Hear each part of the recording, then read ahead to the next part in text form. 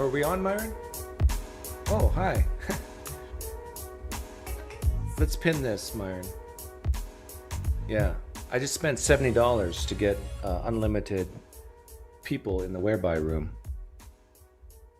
Thank you for the donation, Joshua. How's your weight loss going? Mine's going fine. I kind of plateaued because I've been to so many parties, graduation parties and so forth, for kids.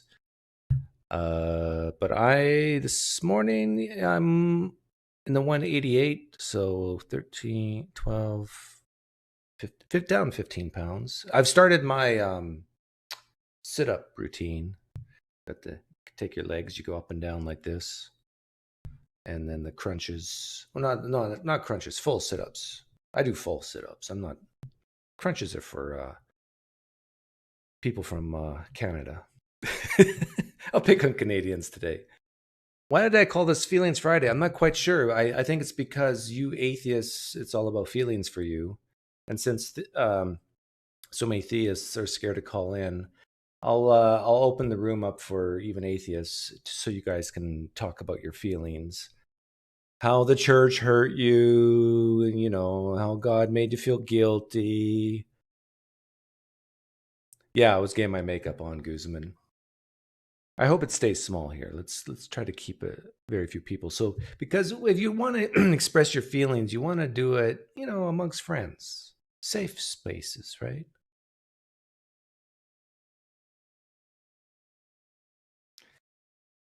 Yeah, it's work time for me. Actually, I finished a big project, so and going out with the family later on today to have a nice meal. Although I have to keep it under 1,000 calories. Now that I'm on this diet, you gotta check the menu before you go to the restaurant. The nutritional values. That's a free piece of advice, which is very valuable. If you're the type of person who just goes to the restaurant and you don't know what you're eating, well, then you don't care about your weight. Unless you're like, you got to care about your weight, I'd say definitely over the age of 28. If you haven't noticed, if you're in your mid-20s, if you haven't noticed that you just can't eat everything you want, I mean, you will notice shortly. Unless you have amazing genetics. And some people do have amazing genetics. You know why? Because we're not all created equal. Now, that's right on topic with Feelings Friday. That's the truth. If you don't like hearing the truth, then click off. Yes, I play a musical instrument. I play saxophone. Started with alto, went to tenor, played Unforgettable. I played that for my wife as she came down the aisle. My wife kind of strolled down the aisle.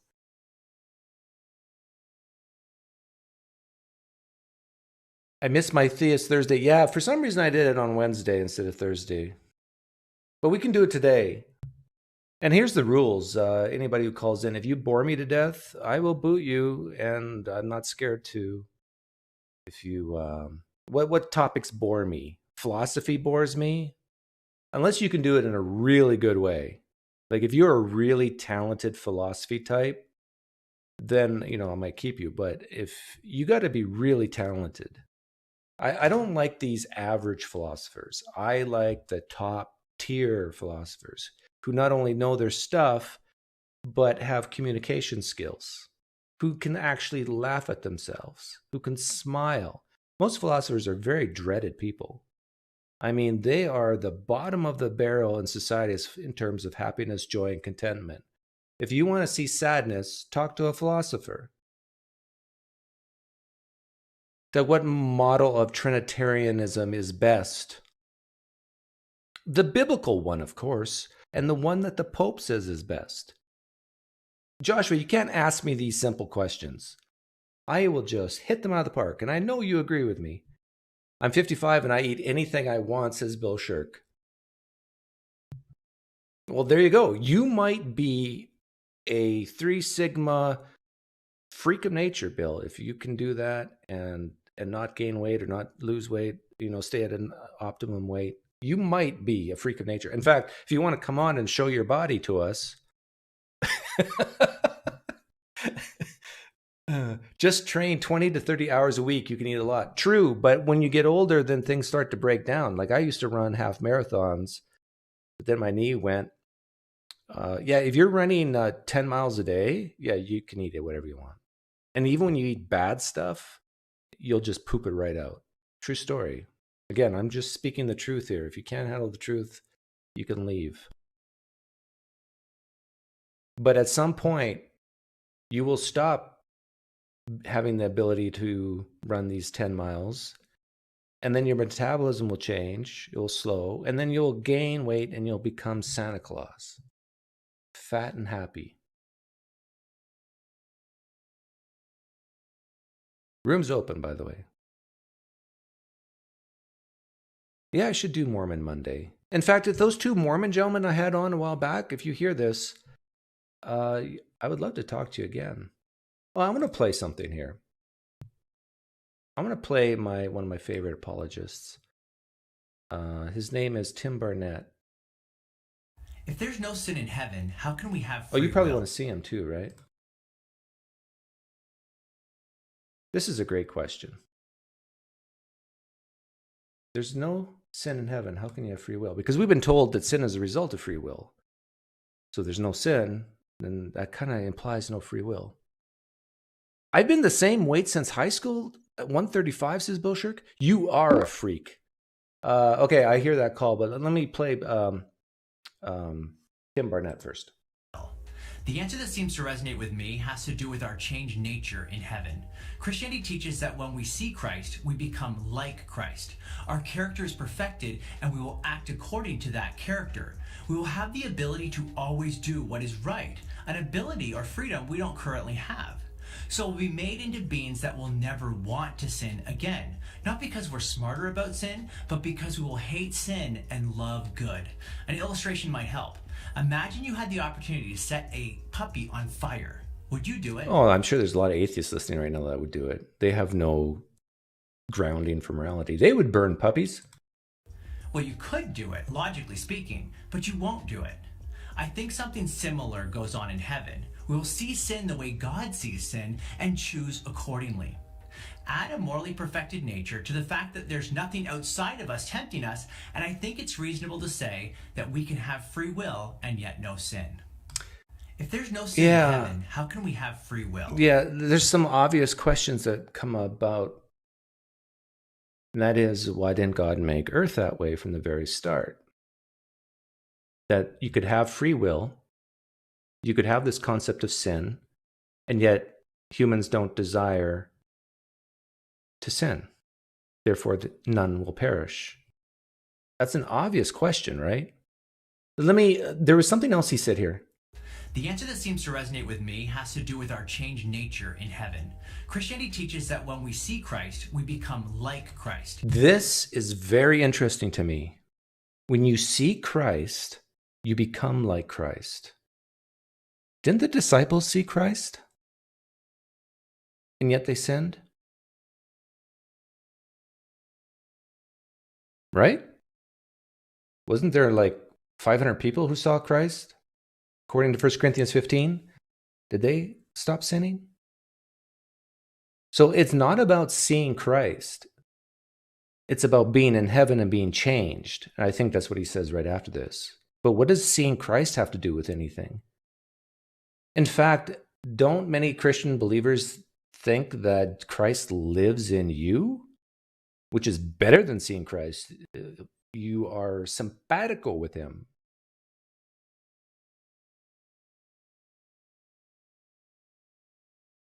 And yet people still sin. So, yeah, I just think that's a flaw. And it's a big flaw. Oh, whoever called in is now gone. That's fine. You probably weren't worth it. What's this? Had a speckle.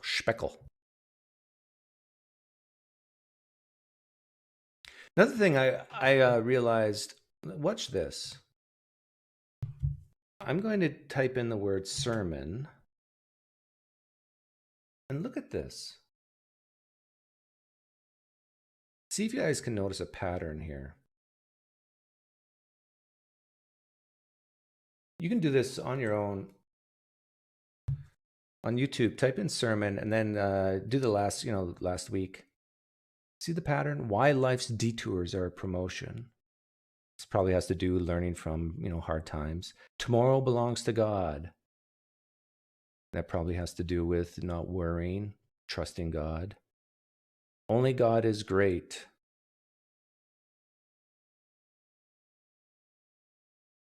What's the difference between Islam and Christianity? Ravi Zacharias. Oh boy, they still have videos of him up? Okay, the person who's not worth it is calling in. Hey, Coda.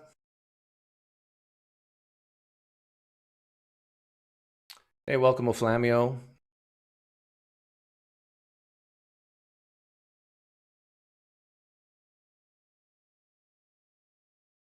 You've never heard what, Mel B? That explanation of why there's no sin in heaven?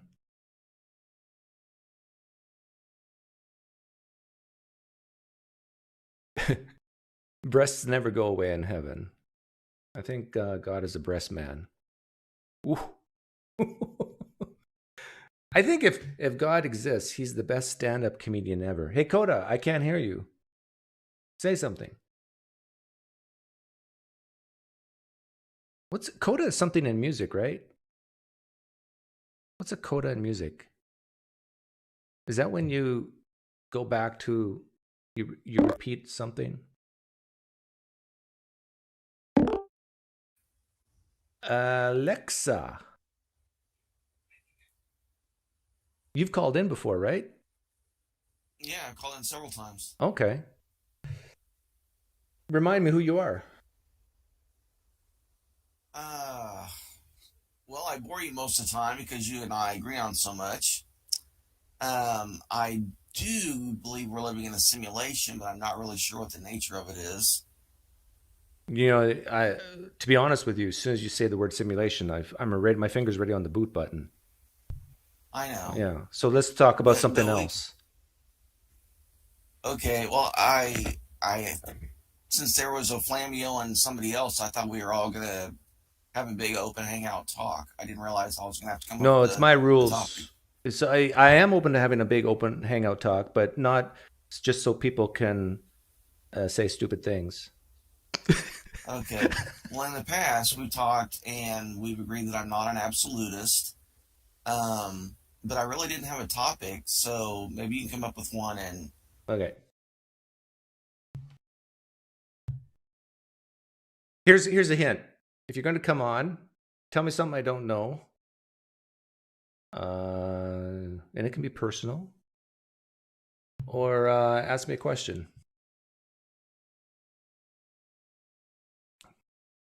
There's only one sin in my world, and that's the sin of boredom.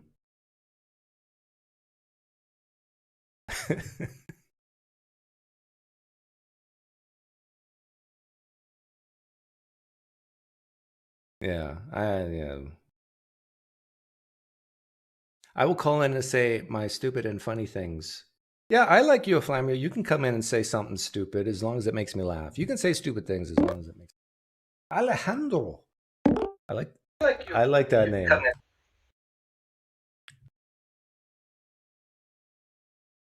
Let's get...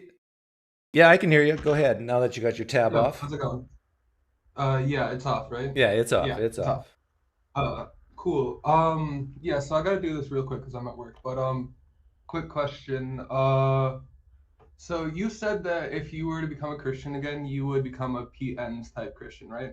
Like not too serious or like hardline or Yeah, right? flag waving, phony, progressive Christian. Yeah. Glad you said that. Also, you said that Calvinism is the most consistent type of Christianity. Right? Yeah, and consistent is maybe the wrong word. It's more like the easiest one to defend. Oh, okay. Well, okay, so I was gonna ask, like, is this a contradiction for you? Like, wouldn't you want to be the correct type of Christian, even if it's horrible? Yeah, you would think so, but I can't imagine myself worshiping a God that is just, decrees certain things. Yeah. Haven't you said that like you value the truth more than anything? No. I've never said that. In fact, sometimes lying is the best thing. Okay, I thought that that's what led you out of Christianity. You're like, even if I go to hell, I want to find out what the Yes, truth that's is. true. But you made the comment, I think, always. You made it very absolutist just now. Maybe, Okay, right? that's how I I would say interpreted like it. 95% of the time, we should try to believe true things. But if you say, if someone says to me, you should always believe true things, and that's the best, I say no to that. That's hogwash. Because, Okay, yeah, I agree with that. yeah, Yeah, I think so at least. because that can cause people to die. And sometimes you have to believe a lie in order to survive. Yeah, the thing about like saying that out loud though is that's going to get people to believe lies just when it's convenient, right? Like you need to like Yeah, set the I rules. know. It becomes very dangerous. Yeah. Yeah, so like you Because should one probably could say like this about follow some religion, right? One what? could say this about religion. Like you see so many needy people, and that's what I was going with when I was showing all those sermons. There's so many people with deep-seated needs that to take away religion from them, they can't survive. And so now, do I Are say you? they should believe a lie? Mhm. Okay. So yeah, I gotta wrap this up quick because I'm just doing this quickly. But so, are you sure that like if you're being consistent, like you wouldn't want to believe Calvinism? Like this is one of the times where it's not worth it to follow the truth. You might be right because, like, if I became a Christian, I still think the easiest type of Christian to be is a Calvinist because you can just say, grab a backbone, like, yeah, God drowned babies, like, deal with it. Like it's just very simple. You just say Yeah. you basically, okay. You think God's a schmuck? Okay, good for you. You'll burn in hell. That's fine. Yeah, I've always thought that it answers the problem of evil really well because he can't be like all powerful, all loving, and I think that was it. But you can just say he's not all loving because he hates like a lot of you, and done. Yeah, good Um, point. Like most Calvinists would say yeah, that his wrath burns upon some people. Yeah.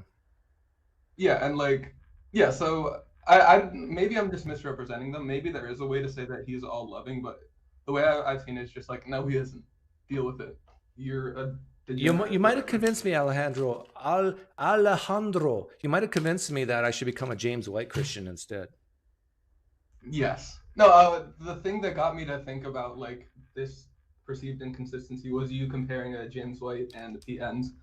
I was like, yeah, maybe he should be a James White Christian. I've actually had that phrase when I thought about The this. thing is, like, I'm just thinking about, I'm a very social guy. I like to be in touch with my feelings, and I like to go to parties, Okay. and I just can't imagine myself being the hit at a party and being like James White. Although Pete Enns, like, I can imagine him, people liking him, because I need this affirmation, and but James White would be just looking at people. You're going to hell. You're going to hell. You're going to hell. I mean, James White is like he interacts with people well. I used to think he was a dick, but I like watched more of his videos, and he's like polite and has like he's good at like Yeah, dealing with you're people. probably right. Yeah. You take him off screen and in a private situation. I think most of us are like that. Like a lot of people probably think I'm a dick, but if Yes. People do think that. Yes. oh, you said that too quickly. Um, What's going on here? I've watched the videos, Doug. No, I'm just kidding. All right, now I have to run away. Because I just no. It's also because I have stuff to do. Are you a But all right, Christian? thanks, man.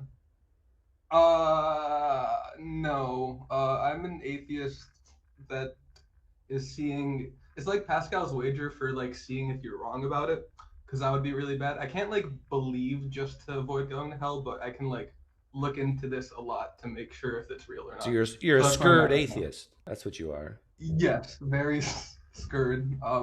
Started freaking out about this Stop like it. last summer. Stop being scared. That's okay, Satan, get behind me, Satan. Um, okay, but yeah, yeah, I gotta get going. Okay. It's the middle of the work. Go to All right, work, see you, and man. if you play poker, email Yep, me. cool, cool. All right, how do I get out of here? I'll just close this. All right.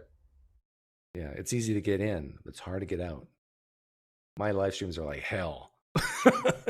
Who is Pete Enns? Pete Enns is let me show you who Pete Enns is.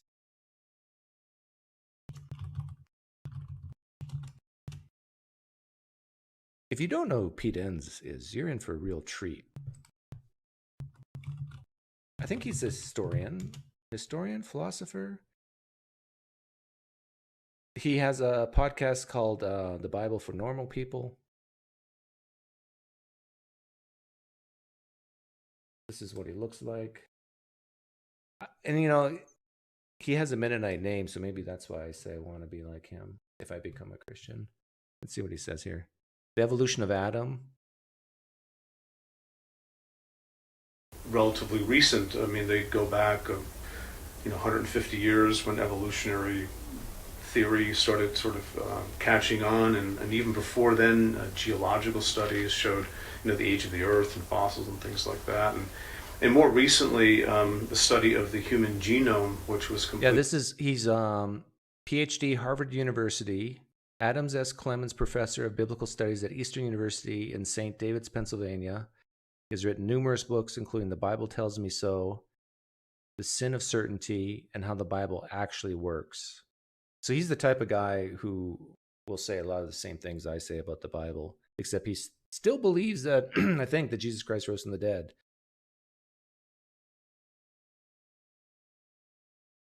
Danny, I saw you wanted to come in. You're free to come in.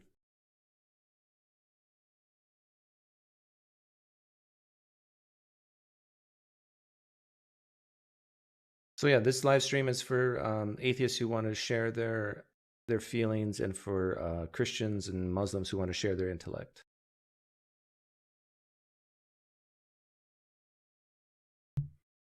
Because we all know just atheists want to share feelings, and we know that Christians and Muslims just want to share their intellect. Please, if you're a Christian or Muslim, come in. Let one of the first things you say be fallacy. That'd be fun. Jepheth.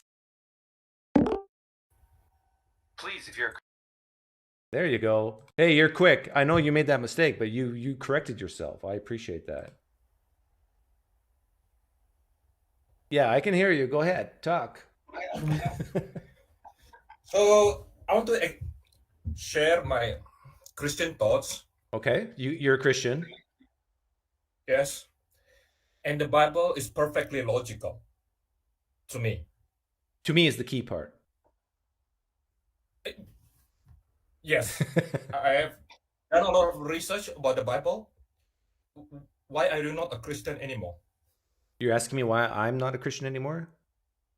Because the evidence doesn't match the claim that Jesus Christ was God, died, and rose again the third day.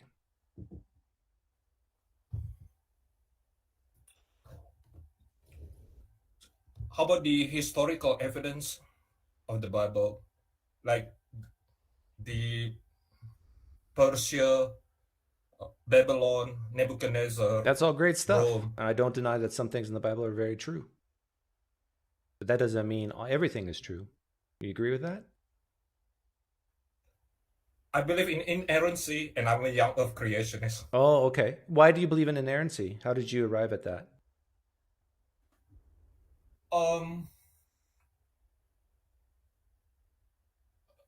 Okay, I read the answers in Genesis, and it's convincing. And when I did a research about the historic proof of the Bible, the one thing that's very convincing to me is, I think I texted in your video chat before in YouTube. Mm-hmm. I mentioned about a Chinese history recorded the global darkness during the day Jesus was crucified. So that is very convincing to me. Okay, so one of the reasons why you believe that the Bible is inerrant is because Answers in Genesis has some good arguments, and another reason is because the Chinese saw what?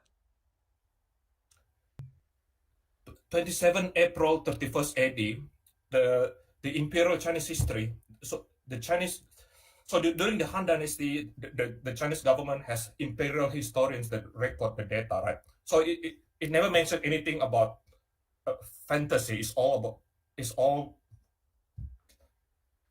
very reliable. And but what did they say?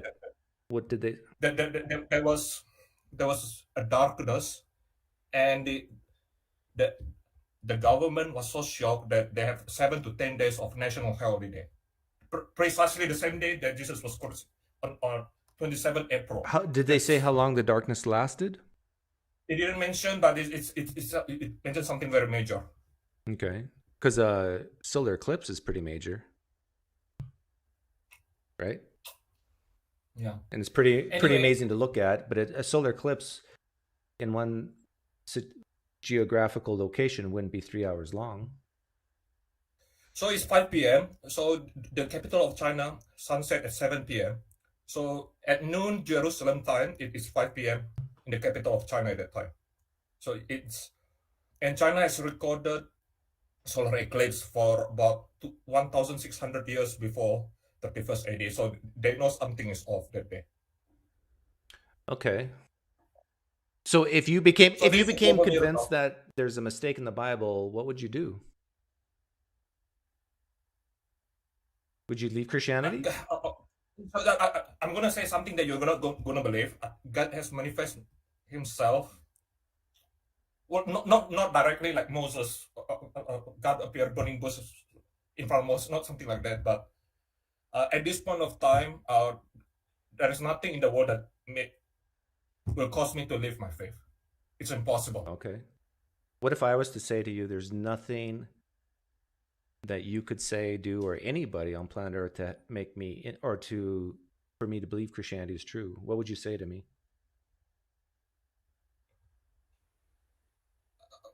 I don't know, but if you love the truth, I think that will change you. Okay, that's a good answer. So if I love the truth, I should be open that Christianity is true, right? Yes. Now, can I say the same thing back to you, that if you love the truth, you should be open to the idea that Christianity is false? Okay, at this point of time, okay, I'll just be honest. It's like you suddenly will deny your father and mother exist. I have reached that kind of certainty already. Oh, really? Yes. This is very, and I don't mean, I don't care if you stay a Christian or leave Christianity. It doesn't matter to me, but this is fascinating to me because I'm sure your mom and dad are like my mom and dad in the sense that we can see them, hear them, touch them, smell them when they fart and burp. Like, how can you say that Jesus or God is just as real to you as your parents when you can't see Jesus? You can't hear Jesus audibly. You can't smell Jesus. I've made some prayers that are answered within minutes. That is astronomically impossible that could happen. I mean, can you share one? Because I love hearing these stories. Okay, one maybe this example is not very. Okay, can I come back to that? You mentioned about you have some trouble with the Bible, the morality in the Bible. Is that? Can you please share your thoughts on that? Oh yeah, I do think that if certain things in the Old Testament, for example, even in the New Testament, are true, that makes God a moral monster. I agree with a lot of other people who've made this comment. For example, the judgment that God, Yahweh, exercised with certain groups of people, even the flood, the way, the manner. I'm not saying that God, if he or it exists, that he can't exercise judgment. What I'm saying is the manner of the judgment. So, do you have kids? No, I'm single. Okay. But if you can imagine, like, you would never want to drown your own children, right? And if you had to get rid of your children, you would, if it was a choice. In fact, I'll ask you this thought experiment. You're up in heaven with God, and it's the days of Noah. And God looks at you and he says, I'm going to exercise my judgment. I'm going to give you two moral options. They're both moral because I, Yahweh, are giving them. Option one is I drown the world except for Noah's family. Option two is I just poof everyone out of existence except for Noah's family. And I want you to decide which option I should do. What would you say to Yahweh? If I were to counsel to the Lord, I would take the second option. But I believe the flood is God was trying to demonstrate His wrath to the planet. That is why you think. But why would you choose poof over drown? Well, that's my preference, but I obey the king. I know, but why do Okay, you think that's your preference? I agree with you. It's my preference too. But why do you think we have this preference of poofing rather than drowning? and I also don't know the context. If I remember in Genesis 6, the generation of mankind at the time was very wicked. So if Yeah, but we're talking about babies if here, the toddlers. okay, it could be possible. For example, I know some Muslim, right, that they said before the end time come, like 10 years before the end time come, God is gonna stop all mothers from having babies. So it might be possible that 20 years before the flood, God prevented all mothers from having kids, so there are no kids. There's no total. It could be possible. Okay, but let's say it wasn't. Let's say there was lots of kids, just like today. Wouldn't you think a little less of God? Like, he could have just poofed them, but he... Okay, I have another thinking question for you. I happen to be an open theist too, so in some sense, That changes things. God's moral system does evolve over time. Oh, so there's no objective morality then? I hold to a well-being morality. So God is trying to advance his well-being, and You're in trouble then, because that means you're just like me, and that means that you must really dislike some of the things Yahweh did. But at the same time, consistently as an open theist, I do believe God does evolve too. In his moral values. So you're saying God's better today than he was back then? I think yes, there is a verse in the New Testament that says, I mean, the covenant in the new is better than the old. I think that's what God refers himself to. Could you worship the God of the Old Testament the same way you worship the God of the New Testament? Or do you think you love God? I'm afraid of hell, so let me be honest. So I would just You're afraid of hell? eternal life. Yeah. Why do you think hell exists? Because I'm convinced that the Bible is inerrant. So that's the logical conclusion. But even the Bible could be inerrant and hell still not exist, because many Christians have different views on what hell actually is. Like if some Christians say hell is what some people want and desire, and some people say hell is just separation from God, and that means you can be annihilated, so you don't feel anything. There's nothing to be scared of. I use the Young of literal hermeneutics, and it's very unlikely, unless God changes his mind. I don't know, but if God does not change his mind, then hell does exist. And the story of Lazarus is not a parable. It's a real thing. And if the Lazarus and the rich man, and that rich man is in a literal hell, or else that story doesn't make sense. I agree with you. Anything. I agree. That's the best argument against or for eternal conscious torment. I agree with you. But that doesn't mean it exists, though, right? So the real issue here is the inerrancy. And I'm still not quite sure why you believe the Bible. Like, to me, it's very reasonable that some things in the Bible are true and some things in the Bible are false. Isn't that reasonable? So, yeah, I'll come back. So, if you can be an open theist, would you find God more reasonable? So, God's moral system evolves over time. Yeah, I do think that's more reasonable. Yeah, but there's still no reason to believe that God exists. Okay, and not Constantine converted. Are you aware that he converted because God helped him in a very crucial No, battle? his wife did. Okay. And she was really purty. When you have a purty wife, you tend to do what she says. Are you aware of the in BBC they found a meteor crater where God threw a meteor? Hey Jeff, I got to stop you here because do you see yourself? You're jumping from one topic to another topic to another topic. Sorry. Okay. Yeah. So let's wrap this up. But we did talk about something very important in my opinion, and that is that you said I think you said there's nothing that would change your mind about Christianity at this point in your life. Is that right? That is correct. Okay. Now, I think there are things that would change my mind about Christianity. I'm open to Christianity being true. Now, what version, I'm not sure, but so if there's a person listening to us right now who's on the fence, should I be a Christian or not? And they hear me saying, I'm open to being a Christian. And they hear you, a Christian, saying, I'm not open to giving up Christianity. Do you see that maybe they're not going to really like your answer? Because you're basically admitting... I don't know. I'm just being honest. My experience with God is as real as my parents. So, we talked about that already. And I asked you, and you never answered me. I said, you can see, touch, feel, hear, smell your parents. But you can't do that with Jesus, can you? Can you? I feel his presence. Okay, maybe I can give you something that I experienced. Can you first answer that question? Can you see Jesus? I feel his presence. God's Can presence. you see him like you can see me?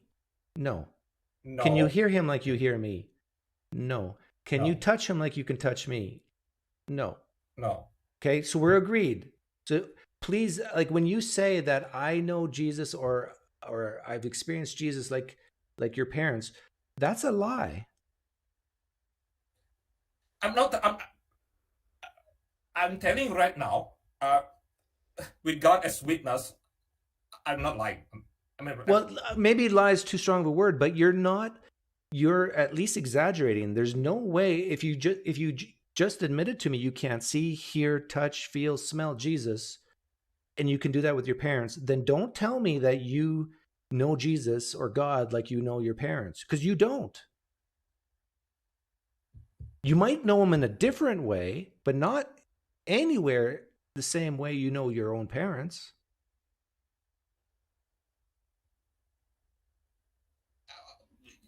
Not a physical touch, but I don't know how to explain. With God as witness, I'm not lying to you. I believe that you really believe in your brain that you know Jesus. But here, let me ask you this.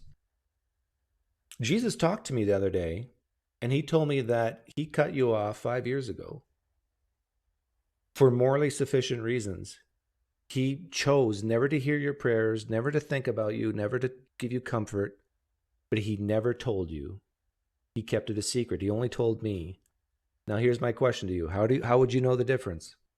You still believe and think that Jesus is there comforting you, but he isn't.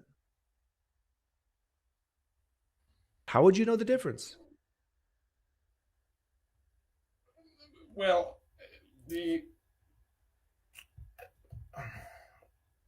I believe I know the Lord quite well. I mean, his character from the Bible, and if somebody's telling me about what the Lord told him and is off with the Bible, I mean that's not the true God.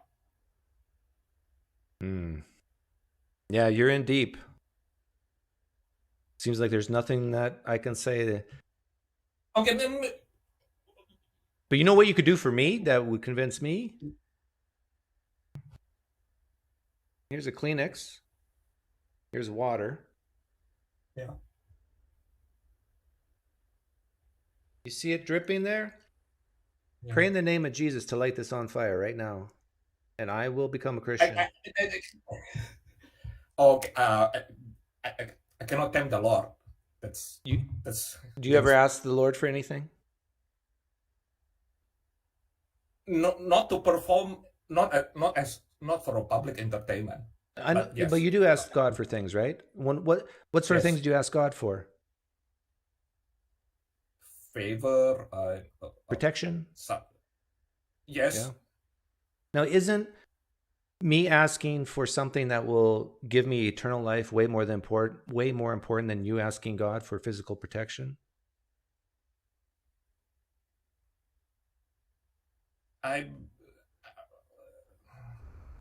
Sorry. I mean, you're saying you're telling me you pray to God for physical protection, but I'm asking you for something bigger and better than that.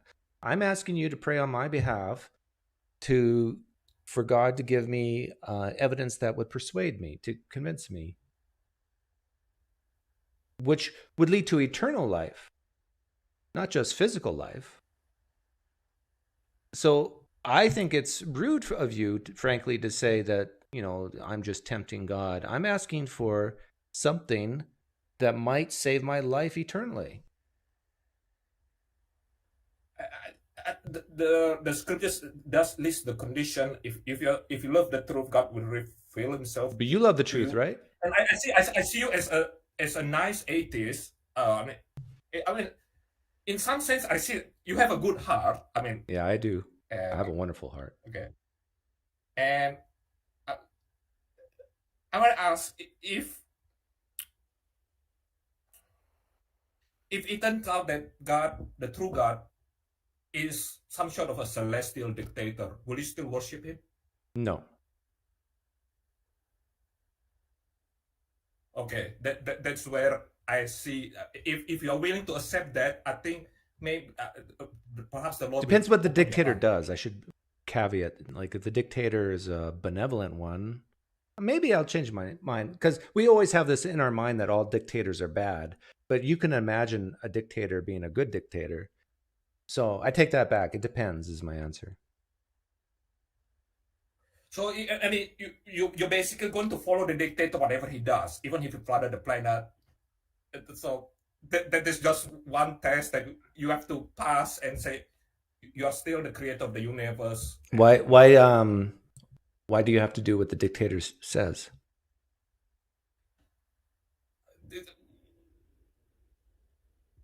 I don't know. I mean, from the pattern I see in the scripture, God giving a test to Abraham. I mean, there are all those kinds of tests where you have to pass so that God reveals Himself. I mean, yeah. But what if Abraham would have disobeyed? Wow. And he did, right? I mean, what do you mean? He obeyed God. What? Well, there's some situations where he disobeyed God. Like, didn't he lie, saying that Sarah was his sister instead of wife? So, I like the God of the Old Testament is one of blessings and cursings. And if you obey God, you'll be blessed. If you disobey God, you'll be cursed, right? Now, the God in the New Testament is different. It's like everyone can't obey. Like everyone needs, for all of sin have come short of the glory of God. And so therefore, Jesus came to save someone because they can't follow the law. In the Old Testament, you can follow the law. People do it, and when they do it, they get blessed, and when they fail, they get cursed. And so here's one example of a contradiction within the Bible from Genesis to Revelation, where the whole dynamic of who God is now changed. Now, you're an open theist, so you might just explain that away as saying God evolved, right? So what's contradiction? I mean, can you the whole idea of salvation is, maybe contradiction is too strong of a term, but it's not consistent. Like, for example, we talked about the flood story. Why was Noah's family saved from the flood? Because of their righteousness. Noah found grace in the eyes of the Lord. So Noah is obedient. Right. So Noah's family was saved because of Noah's righteousness. Why are you saved? Is it because of your righteousness? No. It's because it's exact opposite. You are saved because you are unrighteous and you cannot save yourself. So Jesus had to come and pay the price for you, right? I mean, I believe all in New Testament you still need to obey the Lord. I mean, okay. But I mean, do you have any question for me? I mean, it's been fun. Well, I think that you're in so deep that, and you don't want to share your personal experience, and that's what's, I think, really driving you. Which personal experience? Sure, I'm willing. Well, I asked you earlier, and so what is the personal experience that convinces you that God is real and that Christianity is true? Okay, so a few days, I still remember in my period of life, it's 2014 December, a few days after I believe in a young earth, right? I was quite excited. I mean, before I believe in a literal Genesis 1, I have no idea that God is all powerful. So to me, it was something like engineer magician. That is before I believe in a literal Genesis. And after I believe in a literal Genesis, I was quite worship. My level of worship towards him increased. And I remember it was the third day. I was walking home at night, and I was daydreaming about how God created the universe in the heaven and earth in the first day. So I was daydreaming in like in a Hollywood movie, and I look up the night sky, and a huge comet appeared in the night sky, and I burst and cried. So that is the most marvelous feeling that I have in my life. I don't want to take that away from you because I love looking at comets, and they're amazing to look at. But let me ask you this, something for you to consider. Let's say we have a doubting Muslim or a doubting Mormon, and they learn something and they're all excited, and they're walking home one night and they pray to Allah or they pray to the Mormon God, and they look up and they see a comet. Does that mean it's that Mormonism or Islam is more likely to be true? Or is that a good way to say that some type of validation, should their confidence be increased that their religion is true because of what happened to them? I think a person who encounter what I encounter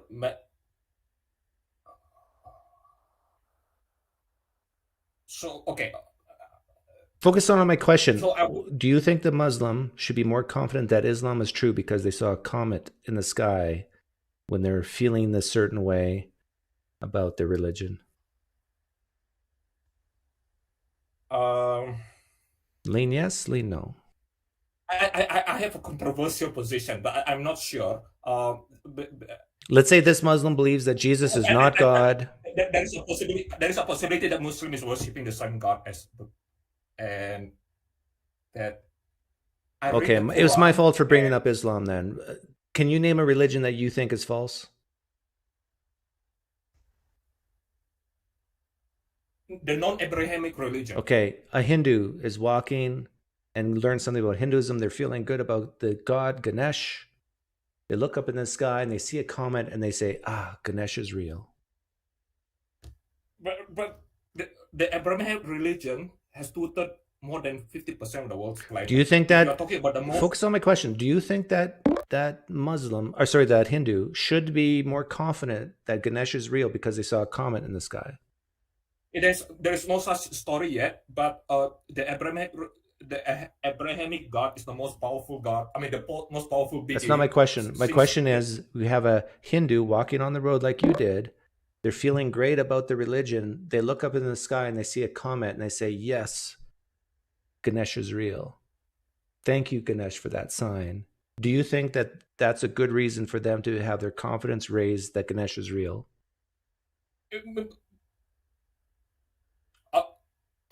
I may be biased, but that is not the only experience that let's focus on this one experience. Do you think that that is a good reason for that Hindu to be more confident that Ganesh is real? I'm biased in this case. I am biased in this case because I'm convinced that the. Can you answer my question? Like, you don't realize you're not answering my question, right?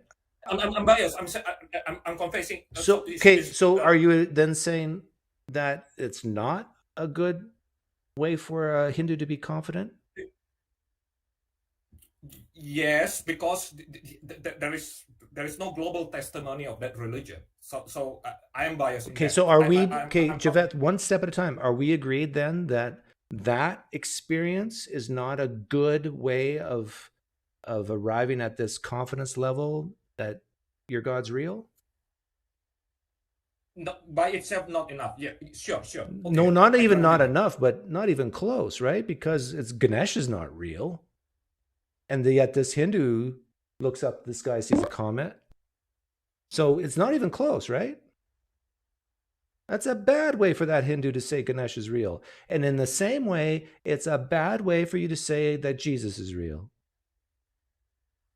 Correct? Okay, sure. Yeah, okay, yeah. So we can take take that experience and throw it in the garbage.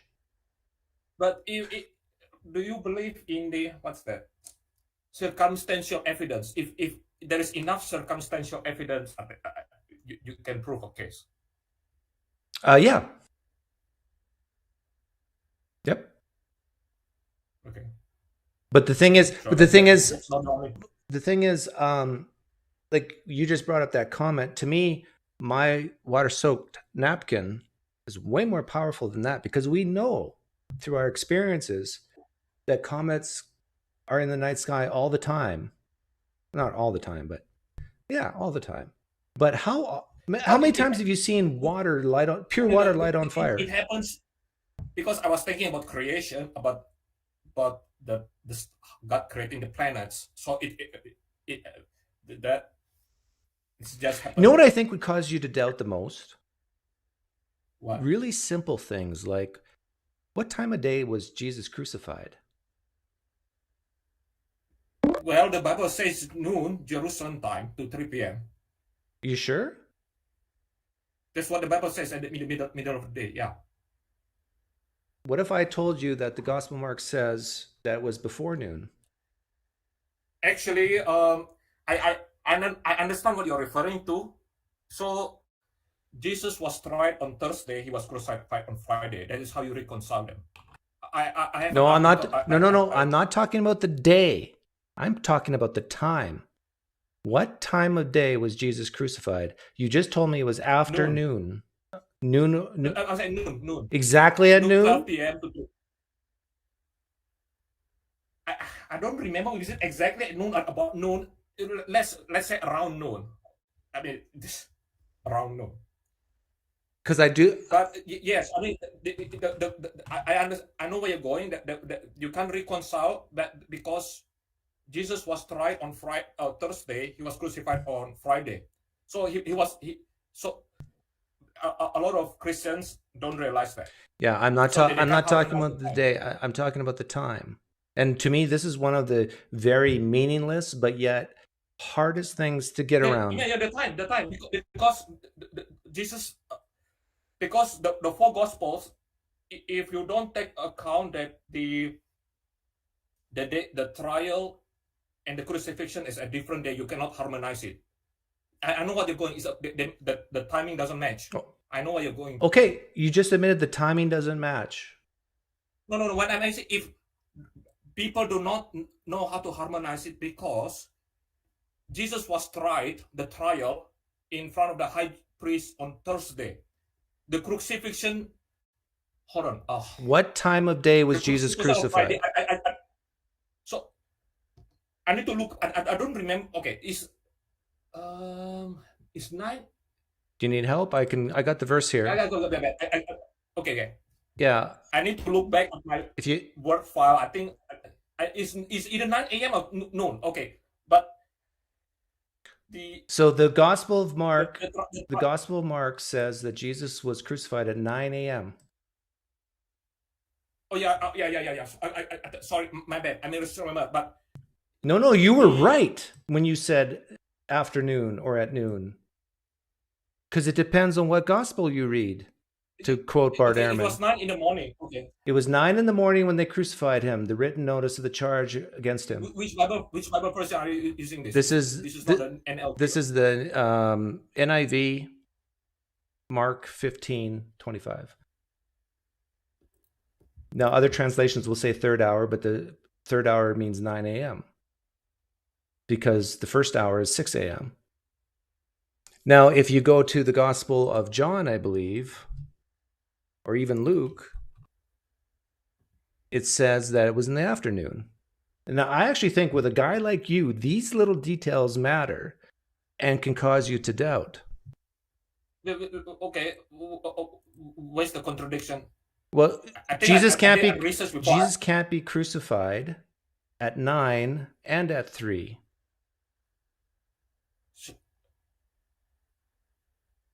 So what? I did the research on this before, but I cannot remember. So it can't be both. Even if you're specific, like when did the crucifixion of Jesus start? We can even say that. Mark says 9, and I think Luke and John says afternoon, or noon or after. They both can't be true. So you have a problem on Okay. your hand if you say the Bible's inerrant.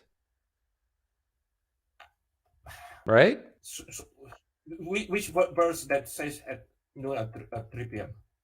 Yeah, let me look it up. Someone in the live stream chat can help me with this. I don't have the let's see. Is it John 19?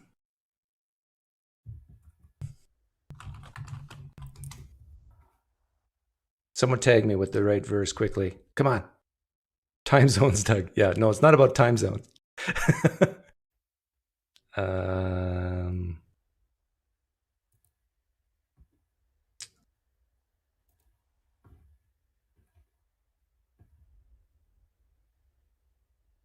I remember that I did a research on this. I managed to reconcile it. I can tell that you have done research on this, but you did research on the day of crucifixion, not the time, and I completely understand why. Because the day thing, I agree with you. You can sort of get around that. It takes pages and pages of work, but you can get around it. But the time of day, that is a tough one to get around.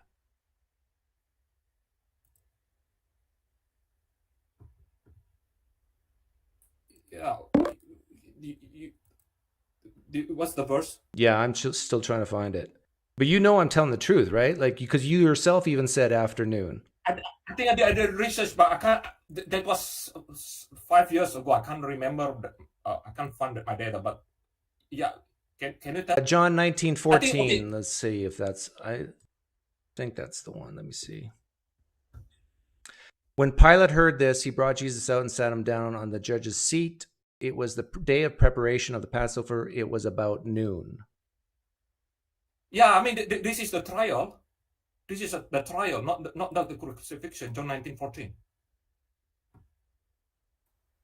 So there's no contradiction. No, but listen. So right, what happened first, the trial or the crucifixion?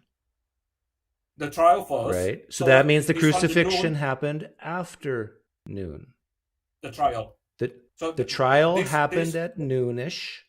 Then the crucifixion happened after that. In the morning. Correct. So the crucifixion happens in Friday morning, and the trial happened on Thursday at noon. Yeah, I reconciled that before. No. Did you hear what you just said? What comes first, a crucifixion or a trial? The trial. Okay, when did the trial happen in John? It's just like that. The trial is on Thursday, and the crucifixion is on Friday. Oh, you're saying they're on 2 different days. Correct. Yeah, I was trying that from the beginning. I see what you mean now. That's clever. That's very clever. So you're saying the trial happened at noonish, and then the next day he was crucified at 9. Correct. And what makes you think that that's what happened? Does the Bible actually say that it happens on 2 different days? Yes, I can send you the email. So that there is the Sabbath on the 14th, and then there is the Sabbath on the before Saturday. So because Friday crucifixion is Friday night is the Saturday, because Saturday evening is the Sabbath. If you read John, Friday evening is the Sabbath. But listen to this. When Pilate heard this, he brought Jesus out and sat down on the judge's seat as a place known stone pavement. It was the day of preparation of Passover. It was about noon. So this is the trial you're talking about. Yes, on Thursday. Here's your king, Pilate said to the Jews, but they shouted, take him away, crucify him. They're yelling, crucify him. Shall I crucify your king? Pilate asked. We have no king but Caesar. Finally, Pilate handed him over to them to be crucified. So we got people who are adamant. They want Jesus dead. So the soldiers took charge of Jesus, carrying his own cross. He went out to the place of the skull. There they crucified him with 2 others. Boy, it sure sounds like it's the same day. No. There is a pause there. Because for the 3 days and 3 nights of Jonah, Jesus on Thursday. I can, if I can find my data, I can send you. So Thursday is the trial, Friday is the crucifixion. Yeah, but nowhere in the Bible you're going to read that's on 2 different days. The only reason why you're saying this is to harmonize these two problems. Can you show me in Scripture where it says that the trial and the crucifixion happened on 2 separate days? Can you show me in Scripture? I can email to you, but I can email to you.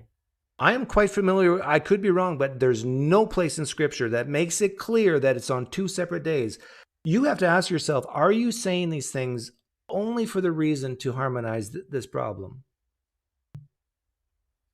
I think you are.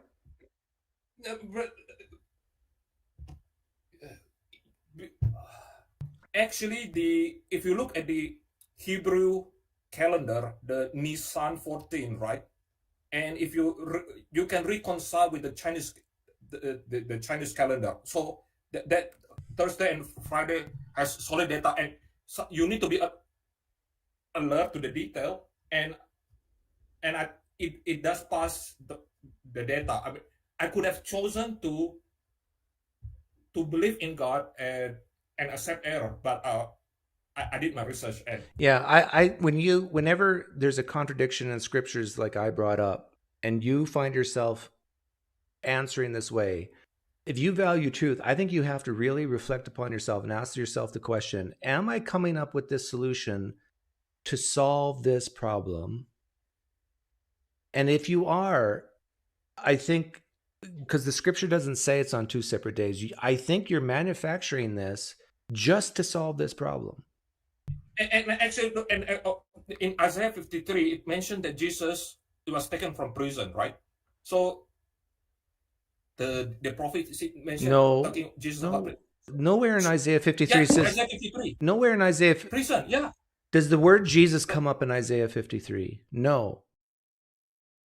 Well, is the word prison in Isaiah 53? No. Which verse is that? Does Isaiah 53 mention a crucifixion on a cross? No. He was taken from prison. So what verse? And this is fun. 53:8. Isaiah 53:8. So there was no in the NIV. There's no word prison here. By oppression and judgment, he was taken away. King James version. What? King James version. Okay, let me bring up that. Because, yeah, King James version is the correct version, right? Okay, yeah, you're right. In the King James, it says he was taken from prison and from judgment, and who shall declare his generation? For he was cut off out of the land of the living for the transgression of my people. Jesus was cut off? Not literally? The God of the universe was cut off from the God of himself? I have to look at the Hebrew term cut off, what does in it. The reason why I say this, I don't know. The reason why I say this is if you're going to take the word prison literally here, then you got to take cut off out of the land of the living literally here too. So Jesus was cut off. Okay, Jesus was physically dead when he died on the cross, so that's cut off. Okay, so you're saying that Jesus was cut off the land of the living because he was physically dead. Now, but you've admitted that the word Jesus is not in the Isaiah 53. But when in Acts 8, when they was referring to the Messiah, referred to Jesus. So the New Testament does refer to Isaiah 53 to Jesus. Yeah, but anybody could do that. I mean, after the fact. So anyway, so Isaiah 53 it mentioned this taken from prison. So that prison event did happen. So Jesus spent the Thursday evening on prison, and Friday I understand your point of view now. You're saying that on one day he was the trial, and that was afternoon, and the next day in the morning he was crucified. But the point I'm making is that nowhere in Scripture does it say that it was 2 separate days. But somebody has to harmonize. Somebody has to pay attention to the detail, and many Christians fail to do that. Yeah. Well, and I will stand by what I said. I think the only reason why you're doing this is because you have this desire to view the Scriptures as perfect, as inerrant. And so you come up with these ways of harmonizing, but you're speculating. You're speculating that the trial and the crucifixion are in 2 different days. The scriptures never say that. Just like Isaiah 53 never says that a guy named Jesus is going to be crucified on a cross and will rise from the dead. Isaiah 53 doesn't say that either. You import these ideas into the text after the fact because of your personal experiences, like I comment. Anyhow, I got to let you go. This has been fun, though. Call back again someday. We can go talk about it more in depth. I like you. Thank you for your Yeah, time. I like you. You're a nice guy, and yeah. Yeah, take care. Bye-bye. That was my fault. I take full responsibility for bringing up biblical contradictions, which I shouldn't have. This is why I very rarely do it. Okay, Coda's been trying to get in. I'm going to try to let him in here. Coda, yeah, now I can hear you. Over here. What do you have to say?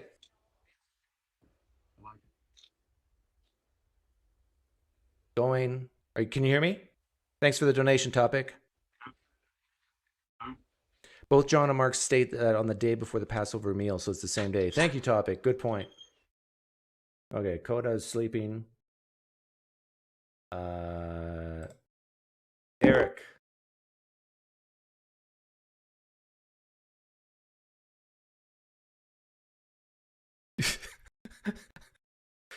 Stop eating, Eric.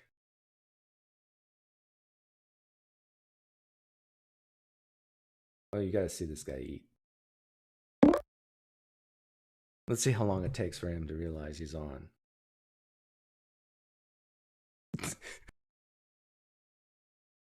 Oh, come on.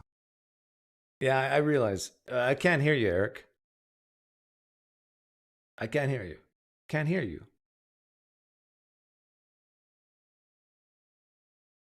Still can't hear you. Okay, nice try. Come back when you got life figured out. Oh, Flamio. You're going to say something funny, aren't you? Yes. I like your hat. Sorry, I had the other video. I was looking at Eric eating. Yeah, that was fun, right? Yeah, Eric. In fact, I'm still looking at him in the other tab. So.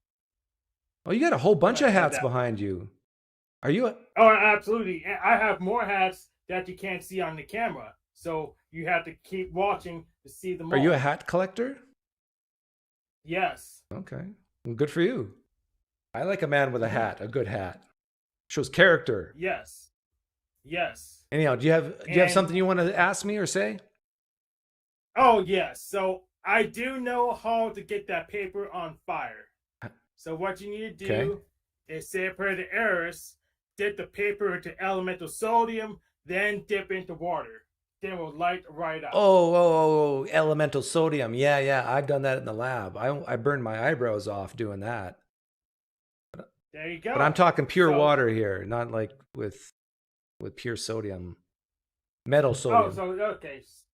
Just pure water. Then you just need a whole lot more energy. You have a particle accelerator you can put it But in. even then, it will ionize. It'll become like a plasma. It won't burn. Yeah. Fire is not a plasma. It is a gas. So yeah. So you want to make only part. Only God can do it. Only God can light up my water soap napkin or some very powerful deity type thing. And so this is why I have this as my marker, because that's pretty impressive. So have you proven that sodium is God? No. I hope people here have all seen. If you've never seen this, if you take pure sodium metal, like not salt, but sodium metal, the metal, and you drop it in water, it will start spinning around and sparking. And so one day I did that in the lab and showed my friends, and they were, ooh, ah. And then I took this liquid water with the sodium in, and I dumped it into the sink, thinking all the sodium was dissolved, but it wasn't. And in the sink, just moments before, I had cleaned out some apparatus with ether. because ether's really nice. I love ether, and then the whole sink just went into huge flames with my head over top of it. So the Lord saved me that day. But anyhow, Flamio, thanks for coming on. All the best to you. Yep.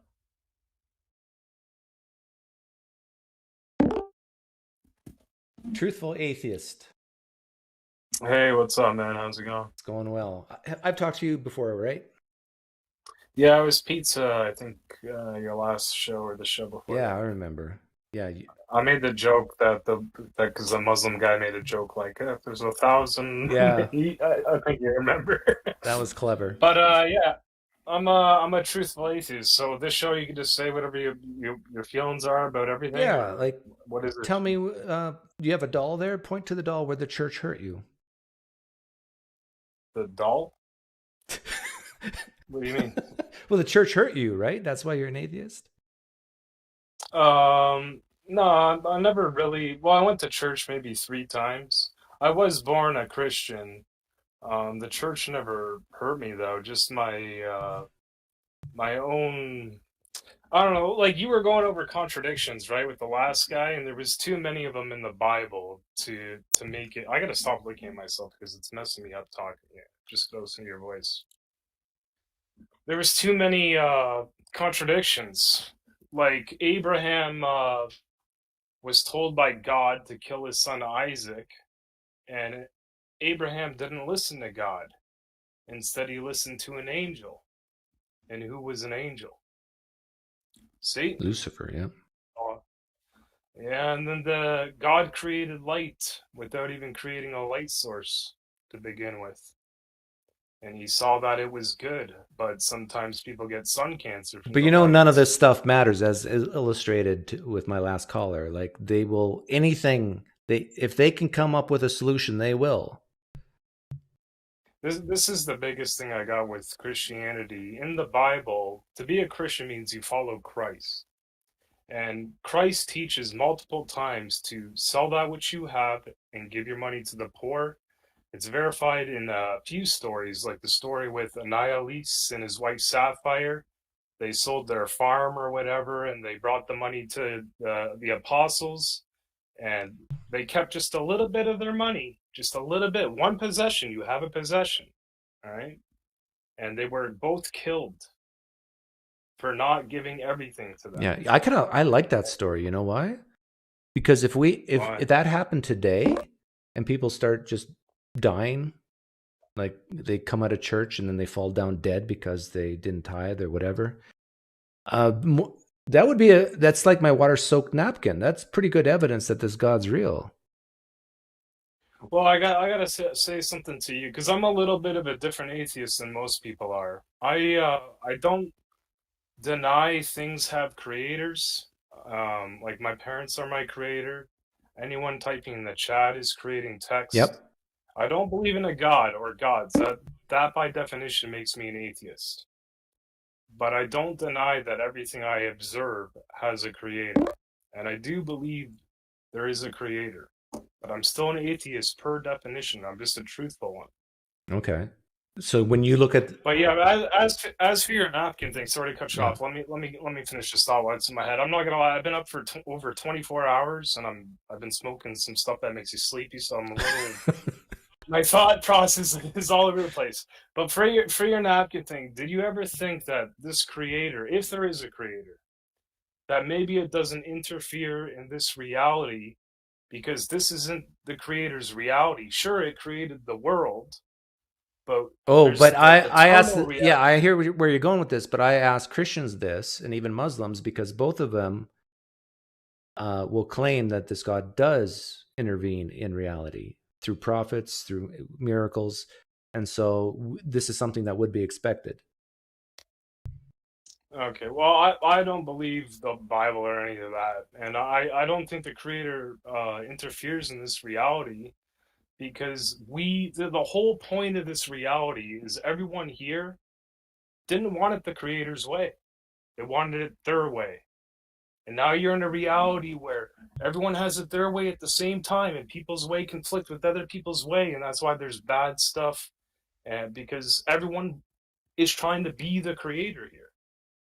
That's the whole point of the reality, in my opinion, is to see what it's like when everyone has it their way simultaneously. And that's why there's a lot of iniquity in the world and harm. You know, a lot of atheists don't believe, how can there be a creator? This kid got cancer. Well, that 5-year-old just got shot by another guy. Mm-hmm.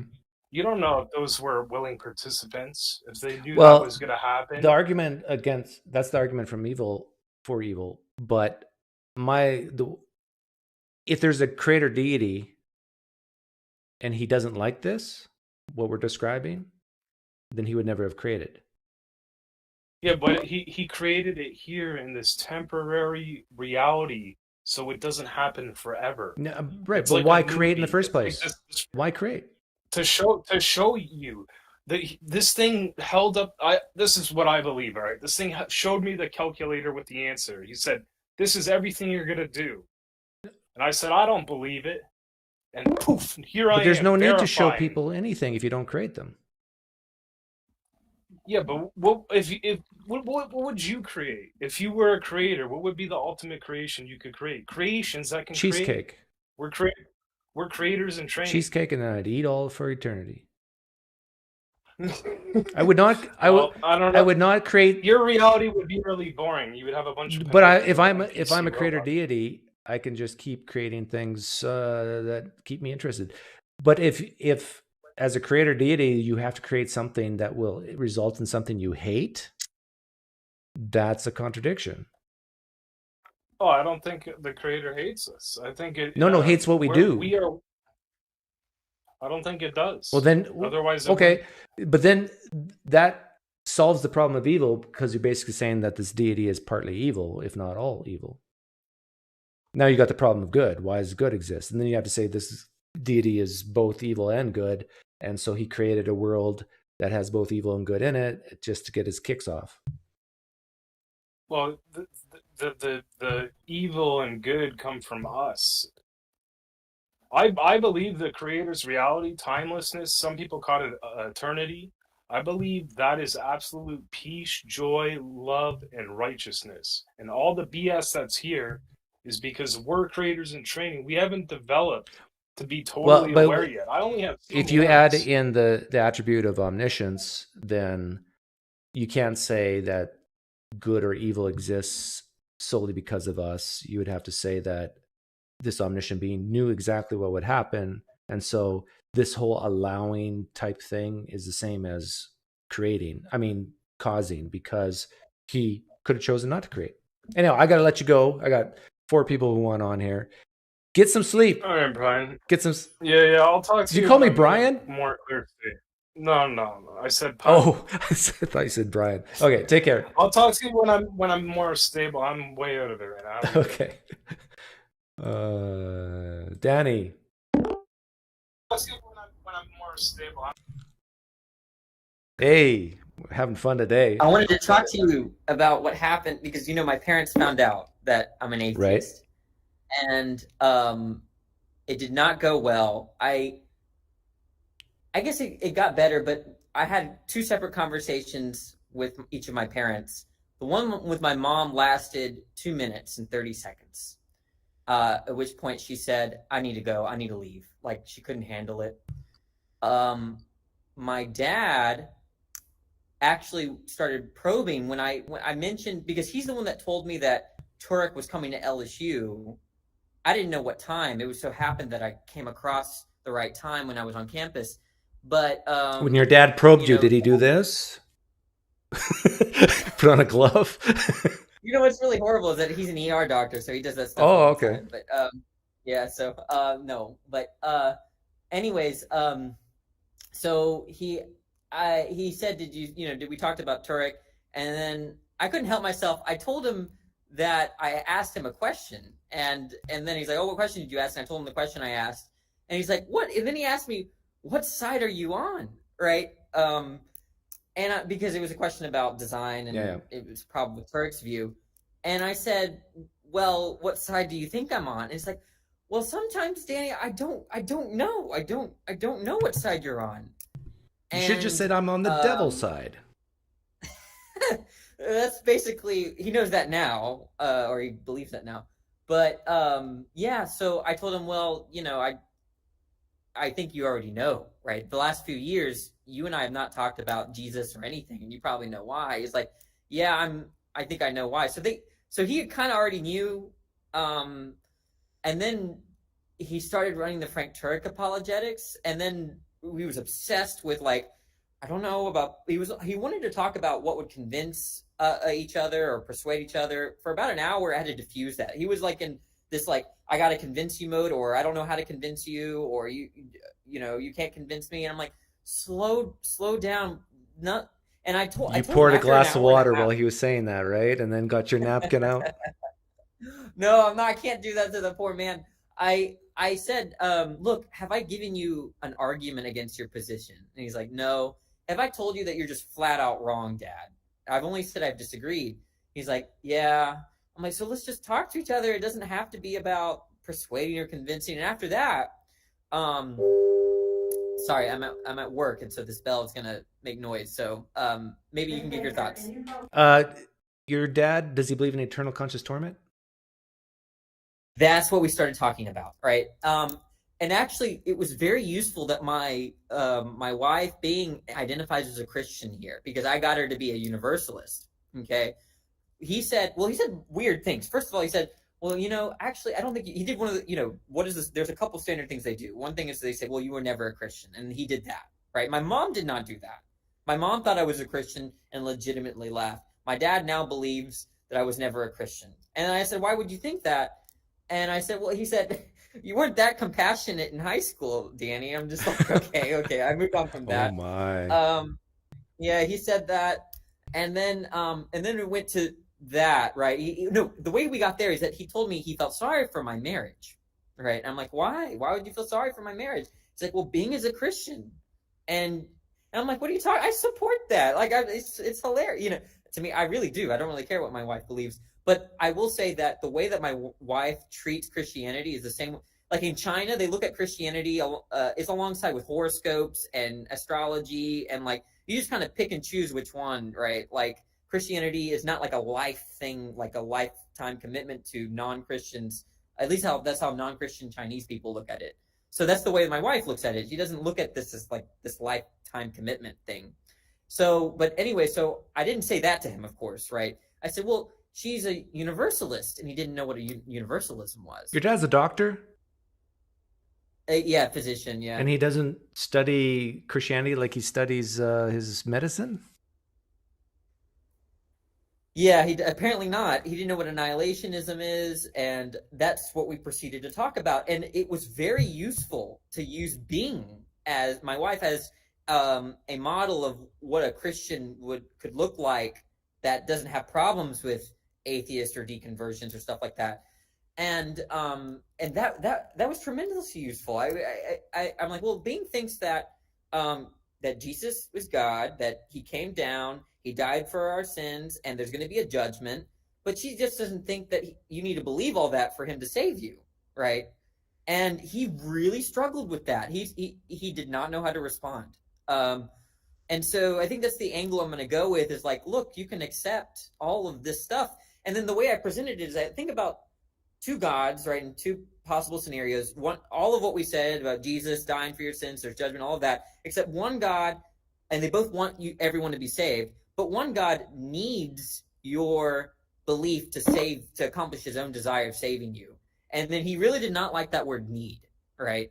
And he's like, well, can we say requirement? I'm like, okay, we can use the word requirement, right? The point is that God requires you to do something in order to accomplish his aim or his desire in saving you. That's a lesser God for being, right? And I didn't have to do it for myself. I just used being as a model, right? It was very useful. So I don't want her to deconvert anytime soon. She can deconvert after he gets over it.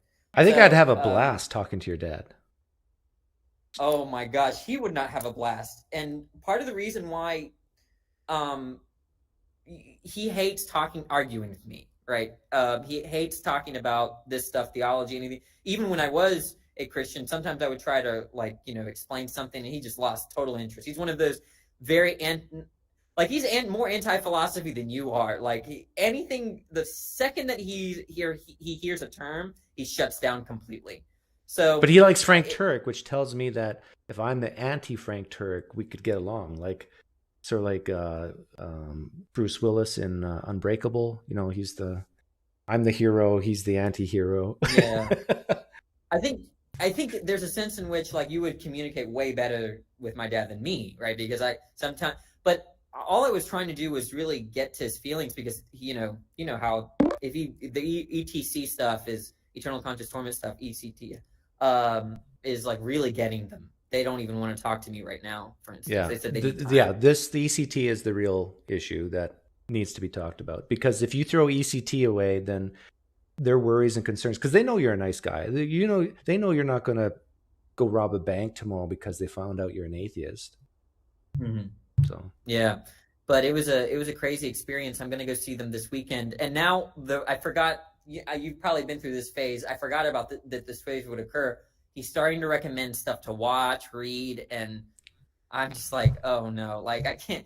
Like I already said I'll do anything for you, Dad. But like this weekend, I'm going over there and we're watching this this movie about someone that deconverted and came back to the faith. I don't know what it's called. You should look your dad in the eyes and say, Dad, I know more about Christianity than you do. Do you think that would help? No, but it would not help. But it'd be fun. Okay. What would help? What would help here? I don't know what would help. I think giving them time to help and not arguing with them. Yeah. Right? You do street epistemology. Okay. Yeah. Not make arguments. Yeah, because I already got a bad rep, and I'm told to behave during Thanksgiving. Right, every Thanksgiving they're like, okay, I don't want any of your shenanigans on the dinner table. No philosophy. No this. No that. So now my mom is still like that, but my dad actually admitted to me, now I want to have these conversations with you. I'm like, isn't that so painful for you? Don't you hate that? He's like, I got to go through it now. Like, so he wants to engage with me on that level, but I don't know. It's going to be painful. Yeah. So far, my dad hasn't wanted to do that with me because he knows that it would be tough for him. So yeah, I think that's where I think our dads are similar, except mine probably beat up yours. I'm sorry. All right. That's all. See you, Danny. Okay. Bye. Okay, we got 4 people. Wow. Should I like take them all at the same time? Coda, I've given up on you. Who is here next?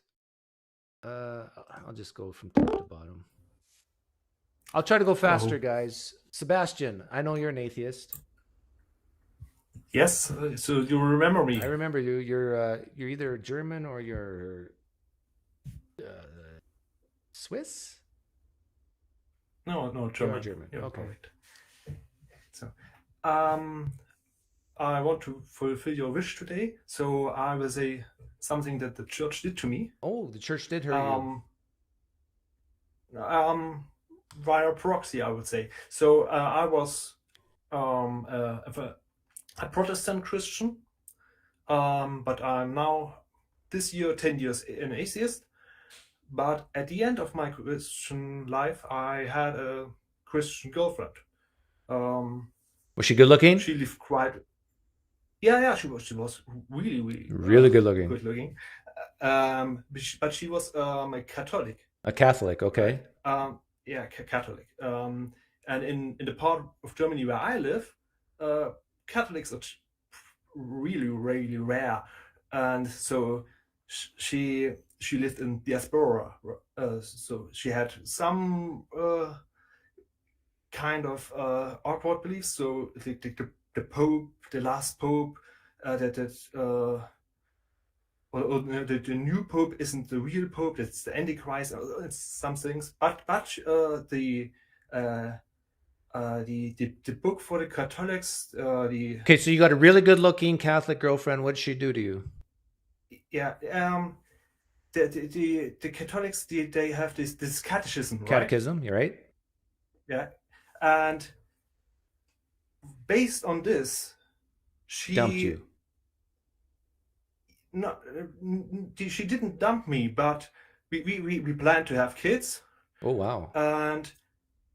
And based on this, she that since I turned atheist when I was together with her, she said, you are not allowed to have any worldview influence on our kids. Oh, so she was willing to have children with you, but she said you shouldn't talk to them about atheism.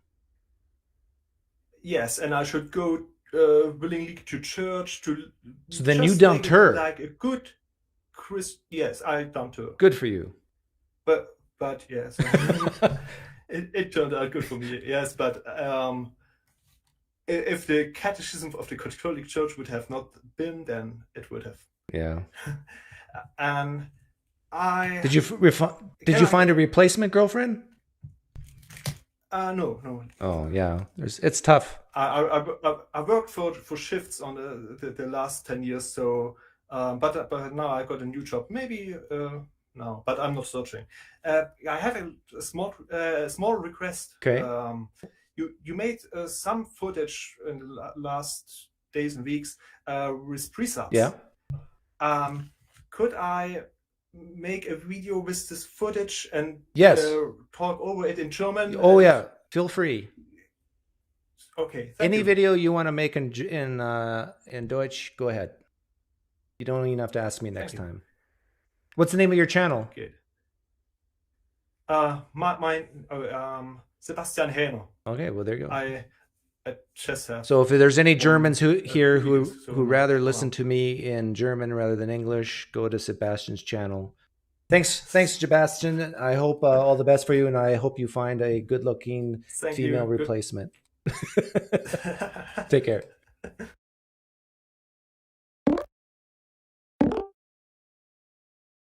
Sam.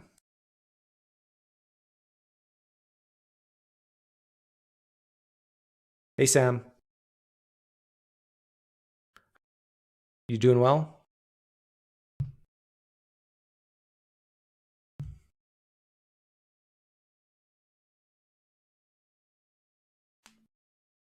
What? Oh, yeah, you're right. You should read that. And I'm the type of guy who's not scared to tell people that when they bore me.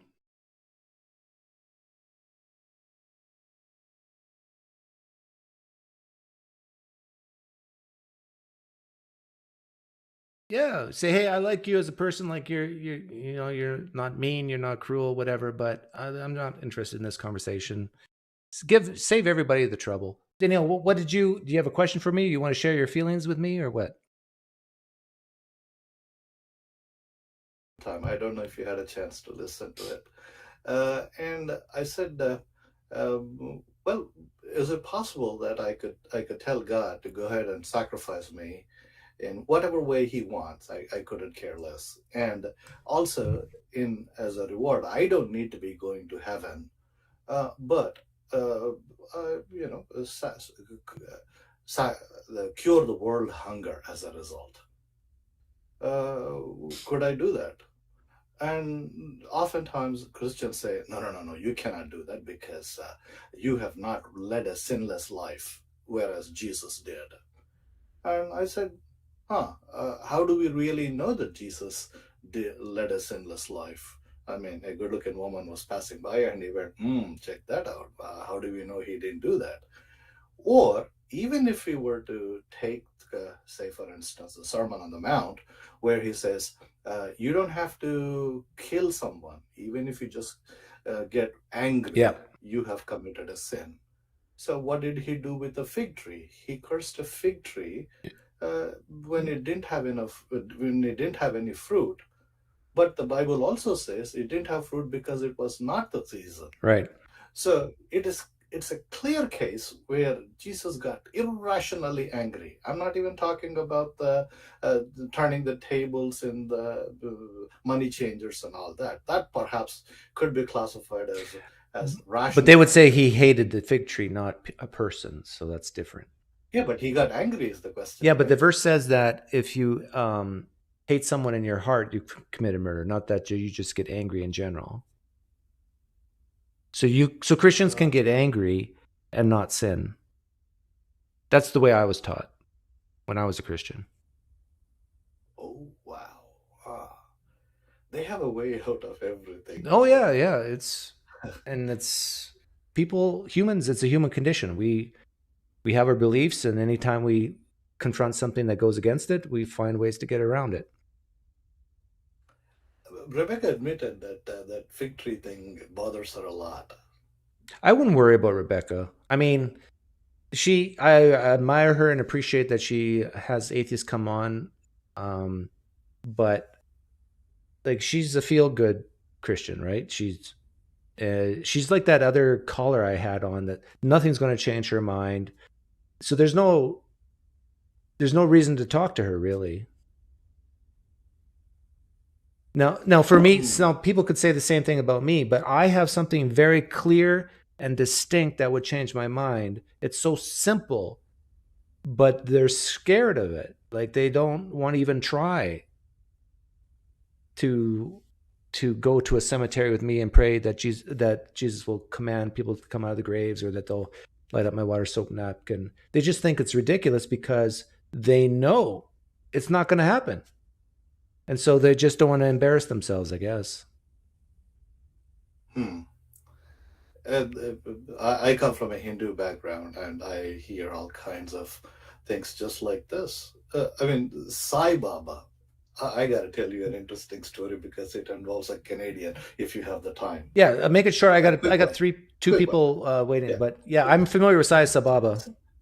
Sai Baba, right? Yeah. So apparently, this Canadian lady had her dinner and came out, and it was a full moon day, and she looked at the moon, and quite surprisingly, she saw a face in the moon, and with an afro hair and all this, and she was like, "What?" And then her husband came behind her, and she said, "Honey, take a look at the moon. Do you see what I see?" And he says, "Oh my goodness, I see this man with the afro hair and this, and looks like an Indian man. I wonder who this is." And they do some research and find out it is Satya Sai Baba in South India. And they are instantly enamored with this awesome event. And so they fly to India. And one of the things that happens in this place, Puttaparthi, where Sai Baba used to be, is people's big throng of crowd sits, and he just passes by, and he locates a few people, and he looks at these people, the couple sitting there, and he says, from Canada, you saw me in the moon, didn't you?" And they're like stunned.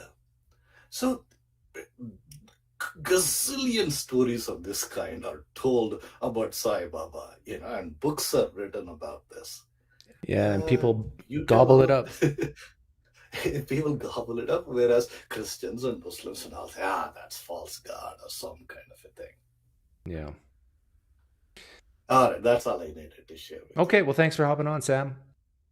Thank you, buddy.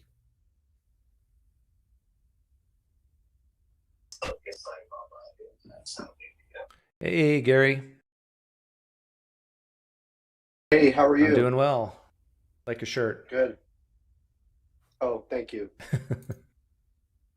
Are you still? Am I on? Or are you still talking to the other guy? Oh no, this is live. Oops, and I accidentally removed you. I didn't mean to do that.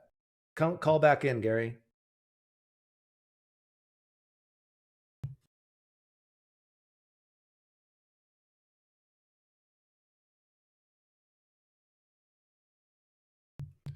I don't know if I should say this.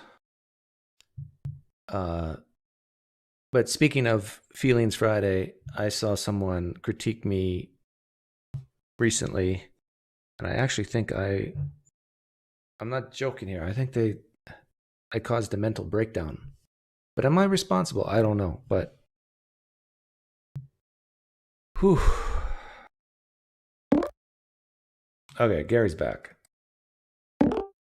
My fault, Gary. I was trying to get rid of someone else, and I got rid of you. What's up, Gary? So this is calling for anything. Yep. So it's not exciting. Or here's what I was going to ask you. I'm chronically having a problem with my sound. So right now I have a YouTube channel, Topic Discuss, and actually it was Derek Lambert who taught me or helped me get into YouTube podcasts.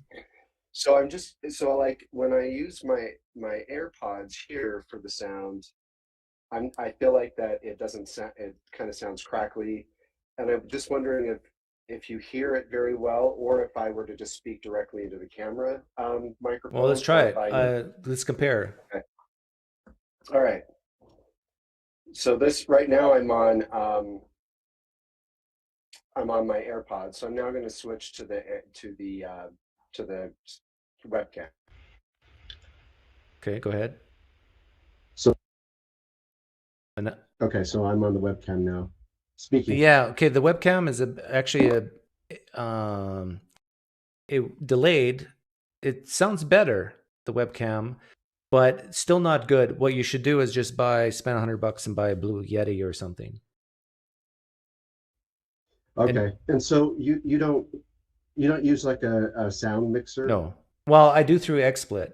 Oh. I do mix it a little bit in XSplit with the gate and all that. Okay. So you can hear it. You've got your own headphones on, so you can hear it through. Okay, that's probably. I guess I'll try that. But that was really my only question. Yeah, buy a real mic and use either OBS or XSplit, and then you can have the gate, so you don't hear the popping sounds or the. Do you hear this? You do hear it. I do. Oh, I gotta raise up the level. Okay. Tell me what that was that you use again. The mic, I use a Blue Yeti, but yeah, XSplit is what I pump everything through. So XSplit pumps it. Is that software? Yeah, it's a software like OBS. Okay, and you use that. Okay, and then you use Whereby or Whereby. Yeah, I use Whereby for this. I like it better than what's the one everyone StreamYard. It has some limitations, but yeah. Okay, thanks, Gary. Thank you. Okay, see ya. Coda's persistent. Coda, you got things working yet? Nope.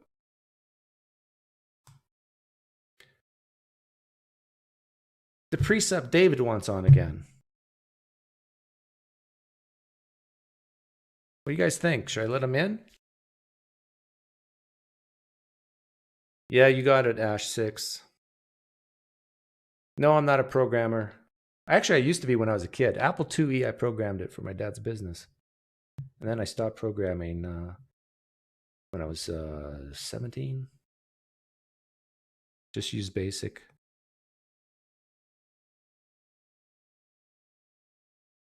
No, seriously, Digital, look up what Ash said above you in the comments, and then watch. I tell you, it scared me.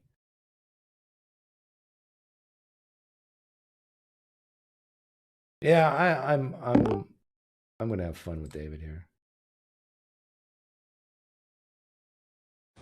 Hey, David, you're back for more abuse. You're smoking, David. Yeah, there's nothing wrong with smoking. David, you're a Christian and you smoke? Yeah, I also cuss too. Oh my goodness. What good is it being a Christian when you smoke and cuss? Because Christianity is not about law keeping. Like, we acknowledge that we're sinners and that we're saved by grace. Like, did you know Charles Spurgeon smoked? And so did R.C. Sproul too. You know that all those who smoke shall not inherit the kingdom of heaven, right? It doesn't say that. Oh, no. It says about immorality and debauchery and chicanery and sexual adultery. Yeah. Adultery. There's not a single scripture verse that says that smoking will send you to hell. But your body is a temple of God and you're polluting it. That the scripture that's in is referring to sexual immorality. Okay, but it's not about law, so why can't you be sexually immoral? Well, okay, this is in Reformed theology. We have what's called the three uses of the law, and the third use is it shows you how you're supposed to live, but we acknowledge that none of us actually live that way. we all break the law in some way. Okay, so but you're not breaking any laws right now, smoking. No, smoking is not breaking any laws. Okay. How about eating too much food? Gluttony. Eating too much. I mean, yeah, you can make an argument for that, for gluttony being a sin. Do you think you're overweight right now? Yes, I'm overweight. So why are you sinning there? What? Again, every single one of us break the law in some way, and that's why we need Christ. I know, but shouldn't you try to take steps in your life to not break the law? Yeah, and I do, and my wife has me on a diet, and I'm trying to stick to it, but I don't stick to it perfectly. What's the diet your wife has you on?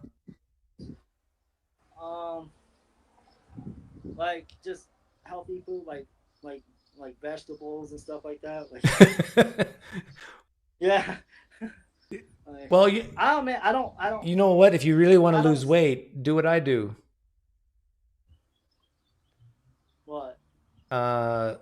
Eat 90% non-carbs, so fat and protein. And the carbs you do get from green vegetables, and then eat.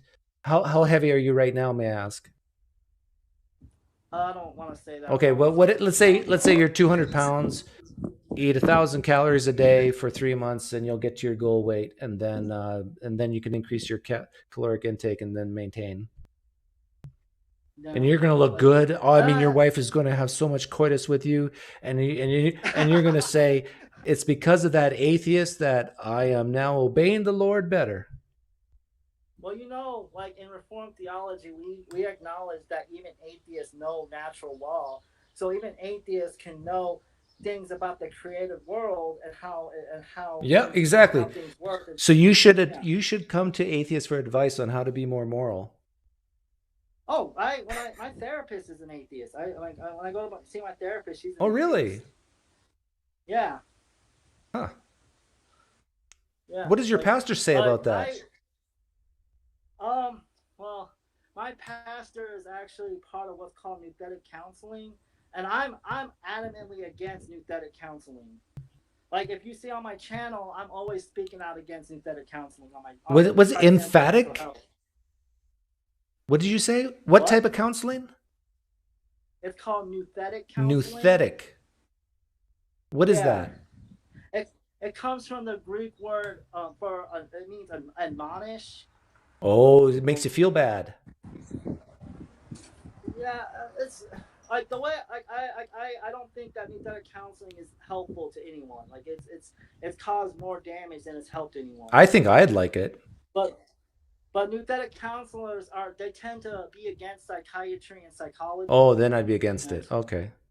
And I think my gripe against them is their view is inconsistent with Reformed theology, and they claim to be Reformed. But their view goes. David, you are in love with Reformed theology. What? I think Reformed theology is an idol in your life. It's because every time you come on here, you say Reformed theology this, Reformed theology that. I think you love Reformed theology more than Jesus himself. Well, Reformed theology is what causes you to love Jesus more. When you truly understand how much you're a sinner and what Christ has done for you, then it causes you to love. Well, then you should talk about Jesus more, not Reformed theology. Well, talking about Reformed theology, the doctrines of grace is basically the gospel. It's a faithful representation of the gospel. But I was going to ask you, did you see the other night on Revealed Apologetics, their live stream with Ted and Matt Slick? Yeah, I saw that. Is it worth? I saw that they did it. I didn't watch the whole thing. I just maybe watched a minute here or there. Is it worth watching? I thought so. It was pretty good. I sent them a question, and I thought the way they answered it was pretty well. I thought the way Matt Slick answered it was pretty good. Did anybody ask Cy 10 about his sexual immorality? No, not that I know of. Did you know that he got caught?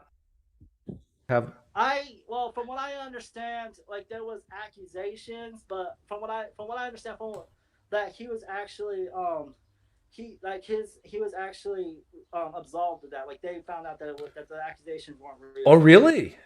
That's what from what I heard. I'm not entirely sure about that, but that's what I heard. Well, I got to get down to the truth of this because I don't want to say Size did something he didn't do. Okay, anyhow, I'm going to let you go, David. Yeah, I don't know that. I don't know that for a fact, so don't quote me on that. That's what I'm going to email him right now and said David said you were absolved. Well, I'm friends with him on Facebook. I can always message him and ask him. Yeah, ask him, then let me know. Take care. Well, yeah, like real quick, I want to say, Go ahead, real quick. Go ahead. I wanted to say, last time when I talked to you, I felt like I didn't explain myself well enough about the whole thing about predestination and free will. Like the thing is, No. We don't. You don't need to explain yourself. I know Reformed theology better than you. No. Yes. Like if you did, then you wouldn't consistently misrepresent. We already went through this. It's about the terminology you don't like. It just makes you feel icky. Well, the thing is, like, when it comes to I don't want to talk about this with you. We've already gone down this road. Well, we had a great talk. Let's not spoil it. We talked about your wife and coitus and weight loss and smoking. That was interesting to me. And all the other stuff is like we've done 1,000 times. Well, the thing is, like, about I wanted to say, like, the thing about, like I mentioned earlier, that I do cuss. Like, the thing about, like, a lot of Christians are against, like, cussing, but really there's nothing in Scripture that is, like I had a... Let your yes be yes and your no be no, it says in the Scriptures. Yeah, but when it comes to cussing is just a social construct that we put on these words, and every single cuss word has a direct... Okay, say the F word for me then. Look, everything in creation is good. Creation is good, and every cuss word has a direct relation to something in creation. And the Apostle Paul cussed. Yeah, the Apostle Paul, like the Apostle Paul said that he considers everything to be shit when compared to knowing Christ Jesus. That's...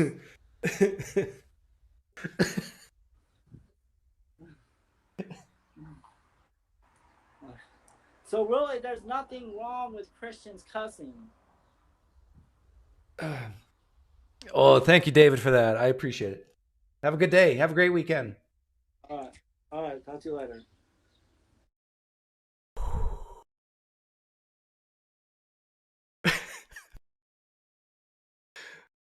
Oh, I need oxygen in here.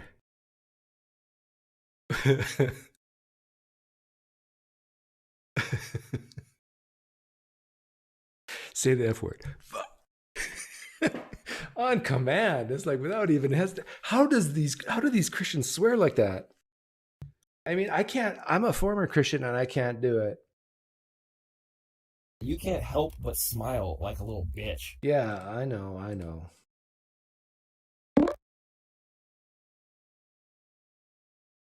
These Christians are just really good at swearing. Hey, Justin. Hey, what's up? Why do you keep letting me on? I don't understand. Oh, because that was gold. That was comedy gold. It's so mean, though. Mean? What was mean about it? Everybody won. I mean, it's a win-win. He had a good time. I had a good time. I hope you did. Okay, as long as everyone had a good time and it was consensual, I guess Consenting adults, and I mean, some might say I'm manipulating him, but I wouldn't say that. I mean, in fairness, he does keep coming back, so apparently he's getting something out of it. And I told myself if I let him back in, we're going to talk about something new, and we did. Smoking, cussing, and coitus, and weight loss. It was great. If he loses like 30 pounds in the next 3 months, I'm going to take credit for it. It'll be your fault. Yeah. Your positive influence. Anyhow, what did you want to say? Power of Satan. Did you have an agenda? What's that? No, I was just calling and saying hi because I saw you going and like beating up the kid who keeps coming back for more again, and I was going to chastise you, but if everyone had fun, then... Yeah. No, I do think I do beat up on some people too harshly, and it I can think of times like, what's his name? Craig Reed. He has a channel. And years ago he came on, and I was too hard on him. But I think the times that I'm hard on people, it's just from them watching and not actually interacting. And I alluded to it earlier. Like, there's some people I think they watch channels like mine and they crack. They go nuts. Yeah, and that's why I think it's a good thing that you tell some people not to watch you. Yeah. I think that's a good thing, because honestly, like, some people do need that type of framework in their life to like feel okay. And we all have our things. But it's kind of sad though that there's people on this planet that can't listen without going nuts. I mean, the neediness is so high. Like, because I'm a nice guy.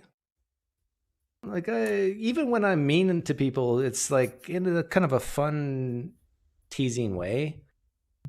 And if it doesn't seem mean-spirited, right? At least most of the time, is what I'll say. Yeah, I don't know. Like, and it's not just with religion either. It's with all sorts of things, like politics or sports teams or whatever happens to be. Some people just can't handle hearing things that go against I'm a father. What they really, really passionately feel. I'm a father, and if my kids, when they grow up to be 35, if they can't listen to opposing views without going nuts, I failed as a parent. Yeah.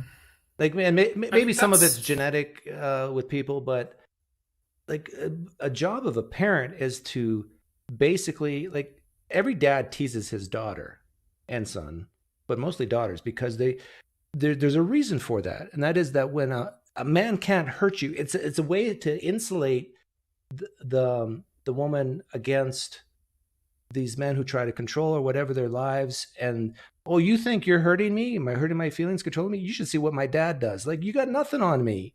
Like, it's like, if you can't, it's like vaccination. Yes, first, it's like a vaccination. Exactly right. And I tell you, there's so many people in this world, especially in the West, who can't hear opposing views. Otherwise, they get hurt in their belly or chest area or brain. Your parents failed you. My parents can't handle a lot of things. I can't have adult conversations with them. That's true. It is not just parent. I mean, it goes both ways. Yeah. Yeah. Like, I'm in my mid-30s now, and like it's weird that I have to go and treat my parents like children when I talk to them. There's things that we just can't talk about. I'd be very, very careful if we ever approach. But religion, right? Yeah, like, not just religion, but that's the big one. But one thing that I think you are a little bit unfair here. Uh-oh. Because, and I've heard you say this before, you very much embrace the whole sticks and stones kind of mentality. And I think there's value to that. But I think that if we were to really go and ask a large swath of people. My favorite TV show is Leave It to Beaver. If we're going to go and ask people, like, what are the things that have been most hurtful in your lives? It's going to be words, right? It's going to be things that they were told, messages. Not me. That, it's tearing my ACL. Sure, and that's you. I'm just saying, like, I think you are abnormal in this case. And I think for most people, myself included, like, the things that hurt most are social interactions, not physical pain. And that doesn't mean that it's like good to react in this like really irrational, freaking out way. But I think that you do. I think you're being a little bit unfair, because I think you are unusual in this way, where like words don't have the same sort of power over you that they do seem to with most people. The thing is, like, I got 2 sisters who are still living. They're not exactly like me, but like they can take stuff. Like, I see people on Twitter and other social media, they can't take anything. And my sisters, like, they're tough. And it's because of the way we were raised. Well, Doug, both of these things can be true. It can both be true that way too many people are way too sensitive, and that you're being a bit callous, because with most people, I think, the most painful experiences are social experiences, not physical ones. Yeah, but I can help the world with this. Like, I'm seriously thinking of starting an insensitivity training course. going to corporations and hurling abuse on people until they become numb inside, and then they can take it. Yeah. I've always been like really conflicted on this topic. Also, like just normal schoolyard bullying, because there's absolutely value into this, except for the people who can't take it, who just like get messed up. Yeah, and I the question is, what do we do? I acknowledge that there's people like that on the planet, but if they're grown adults and they see this in themselves, then they need to avoid society as much as possible, because the world is a sucky place. The world is a bad place, and you cannot expect every single on the planet to cater to your needs and your feelings. You have to learn to be stronger, and if you can't, then you have to shelter yourself and basically tell the world, treat me like a child, this world. Yeah, and I don't even really disagree with that, but I think both of these things can be true, that you do have adults who just never emotionally develop past children, and you can have adults who are emotionally developed where social pain hurts more than any sort of physical pain. I think both of those things. You're getting me venting here, because I peruse social media and I see so many people have a therapist. It's like, I have a therapist. I know, but the thing is, back in my day, in the Leave It to Beaver days, people didn't have therapists. Do you know what like the homicide rate was back in your day compared to now? Or like the domestic violence rates? Things are okay, point taken. People are objectively better to people. Point taken. But it seems like everybody has a therapist nowadays. Like, is that really needed? Why is that bad? Well, it costs money, number one. Takes time, number two. No. Well, if they is that money? Well, what if that's money and time well spent? Well, that's the thing. Is it? Like, are they getting better? Like, is the goal not to have a therapist someday? I think for most people. Yeah. Okay. If that's the goal, then yeah, I'm great, fine. But if the goal is just basically, well, maybe some people view it as just buying a friend too. Or just someone impartial to listen to you. I think there's value in that. Yeah. And some people could say my channel is my therapist. Yeah, because like I don't think you'd say any of this about like people going to doctors. Why are these people going to doctors? Back in my day, you just went and took an aspirin and sucked it up. I was being a little facetious. Right? That's kind of what you're saying, though. Because like one thing that I think we kind of have left over from the whole like Cartesian dualism mindset is that the body and mind are different when they're not. Your mind is meat that lives in your head. And so there is no distinction between your body and your mind. Your mind is just like the part of your body that does this thinking thing. That's it. True, but you have to distinguish, in my opinion, between what we call this mind harm and bodily harm. Because do you disagree with that? So it depends why you're I'll tell you why. them. If you're just saying like these are like categorically different things, that's true. I'll tell you why. If you're saying one is more valid than the other, I don't necessarily agree with that. Here's my reasoning. My reasoning is because you can fake what's in your brain, like your quality, your experience, what the pain you're going through. You cannot fake a broken arm. You cannot fake a torn ligament. And so, have you never met someone? What's that syndrome? I'm talking about like I'm talking about when you are under an X-ray or whatever. I'm sure you could say, "Hey, I have a broken arm," and not have. I'm not talking about that. I'm talking about you can have external bodily harm can be through different biases. Everybody can agree on, yeah, this guy's lost his arm. It's gone, right? But if someone says, this makes me feel sad, that can be used as a manipulative technique to control certain actions that you don't want people to do towards you, right? Yes, but can't you do that with physical pain too? Like, ow, that hurts me, right? Well, yeah. Maybe not the same way. And like with some things, like if you take a brain scan of someone with, for example, schizophrenia, you have visible differences in like brain structure. Yeah. The thing is, everybody has had a cut or whatever, and they can now say, since my experience, I've had this cut and this was associated with a certain pain, I can now empathize with yours. But it's different when we're talking about let's say certain arguments, certain beliefs people have, and they say, no, this is violence against me because of these words you're saying. Now this is now completely different, because you can have different biases in different people say, no, I don't feel that pain when someone says something like that to me.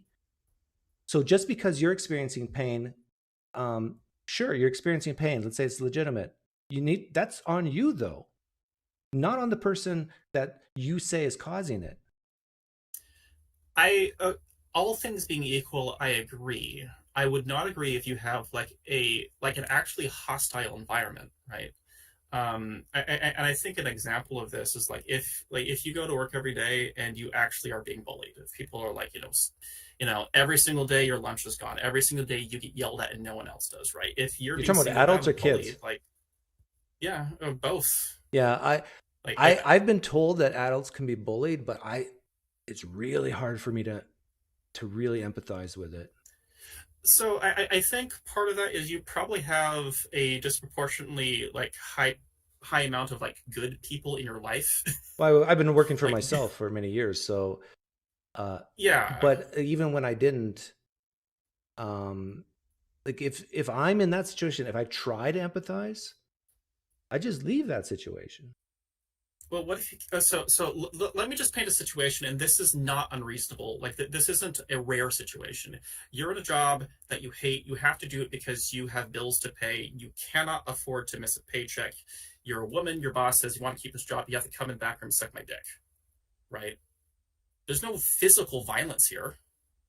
It's just now you're taking it to the next level. Your boss says there's no physical violence. There's no physical pain. You just got to suck his dick. No, that's physical pain. For me to suck someone. That's not physical. That's all mental. It's not going to hurt you. Well, it's just going to fire you if you don't do it. Ugh. You brush your teeth beforehand. You don't really taste anything. and he's nice. I don't know. Tic Tacs too to keep you prepared. I cannot empathize with this because I've never done it. It's not physical. It's not physical pain. It's emotional sexual harassment, which is a different thing. It's all mental. Okay, if that's the situation, because you could do the exact same action between people who want to do this, and it's an enjoyable experience. There's no inherent pain. But isn't that against in the this law? Actual action. Yeah, so is hitting people in public for no reason. That's also against the law, but it happens. But so now we're talking about legality. Like this is like, this is a different. Non-sexual harassment is also illegal in the United States, right? Non-sexual harassment is legal. Yeah, I guess, but it depends on how you define harassment, right?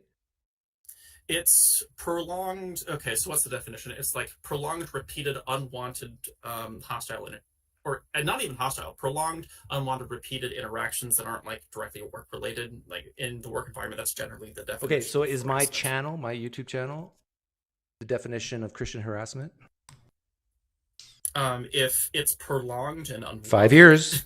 It's unwanted by many Christians. You keep I mean, I guess you could say so. You keep inviting in, though. You have control over who comes on. Yeah, I mean, by that definition, I am a harasser of Christianity.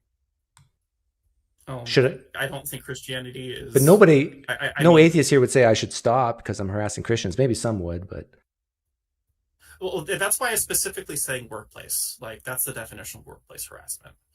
The legal definition. Well, I'm in the workplace of many Christians right now who are watching. They're watching me from their work. Well, that's their fault. Yeah. Because they don't have to watch you. You're not paying their paycheck. But getting back to the feelings thing, I honestly think that you can, number one, improve your ability to take words you hear and not feel tremendous pain from it, that you can train yourself. And number two, I think that if you lower your expectations, like the sexual harassment thing is a little weird, but if you're just talking about, I don't think it is. I think it's just a logical conclusion of this. I think if like there's people bullying you at work, and you're forced to pay bills and you can't quit, I think my advice to them would be lower your expectations to as low as you can. So basically, you go into work and assume you're going to be beaten physically. Just assume that's going to happen. And just, hope that you're not going to die. And then when you come home that day and, all they said is they teased me about the suit I was wearing or whatever. oh, that's a victory. It now becomes like, I was expecting way worse, and now this is all they got. You should go and write to the Psychiatric Association of America and just revolutionize all of mental health. Well, I bet you ideas. some therapists actually say stuff like this. Yeah, but there's also a thing where, like, at some point, ignoring something or just assuming it's going to happen. No, you don't ignore it. And I'm saying you set your expectations at a level where it controls the amount of pain you feel from that. I think there's a limit to that, kind of like how there's a limit to physical pain. And also, you can train yourself to ignore a lot of physical pain. Like, I do martial arts. You do that a lot. Yeah, but you don't ignore it. You're not work, ignoring it. right? You're learning to live with it. And deadening nerves, and Yep. some cases just ignoring Like- it, right? You just say, like, this really, really, really hurts. But Marathon runners, like, they're not ignoring the pain. They've learned to basically live with it while they're running. Mm-hmm. And I think you can actually do that psychologically too. You can to an extent, yeah, just like you can to an extent with physical pain, because there are thresholds that people just can't deal with physically. Like, those do exist. It's different for every person. It's not like there's a single line, but just like there are like these physical pain thresholds past which you don't expect people to just live with it. I think we also have like these social pain thresholds where we shouldn't just expect people to just deal with it. I think that these are very analogous things, and that line might be sexual harassment. I don't know where it should be, but I think that's clearly like on the other end of like, this isn't something that you should just expect people to deal with. Just like you shouldn't just expect people to live with like chronic debilitating pain. It's just not something that you say, well, just suck it up, buttercup, and live with it. Okay. I think I didn't convince you at all, but that's fine. For the last 10 seconds, I was just focusing on the word buttercup and how much I like that word. What about Build Me Up, Buttercup? What? Build Me Up, Buttercup. The song. Oh, no, I've never heard that song. Who sings it? Are you serious? Build Me Up, Don't play it, because then everything's ruined. I'm not going to play it. Yeah, you will. Foundations, apparently. Oh. It's an old song from the 60s. Okay. Well, I should know it because that's my era. Actually, I was born in the 70s, so take care, Justin.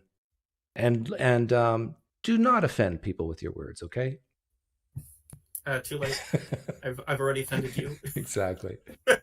Oh, Flamio, you've already been in here. Let's Sebastian, you've already been. Oh, is this the same Sebastian?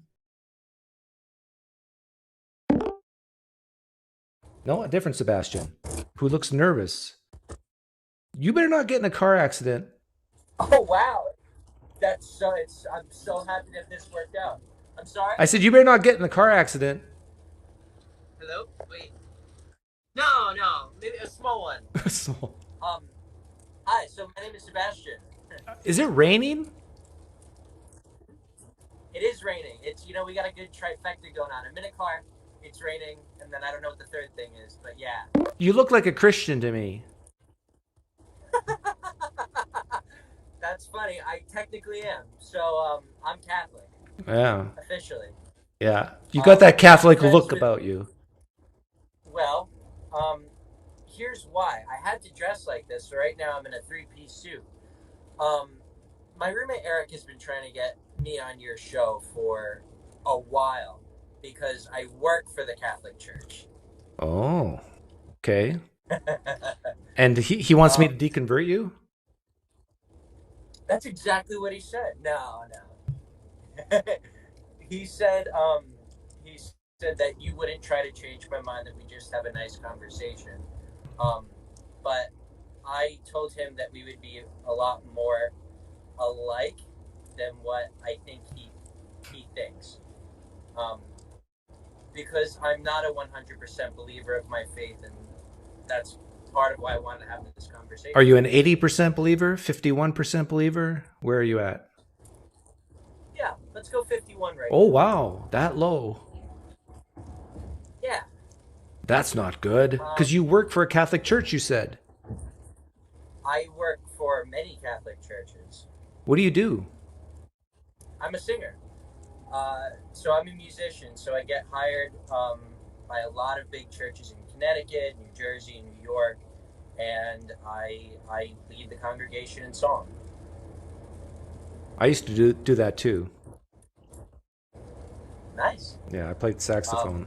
Yeah.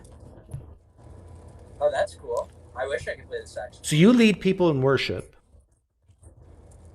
Technically, yes. And you're a 51% Christian.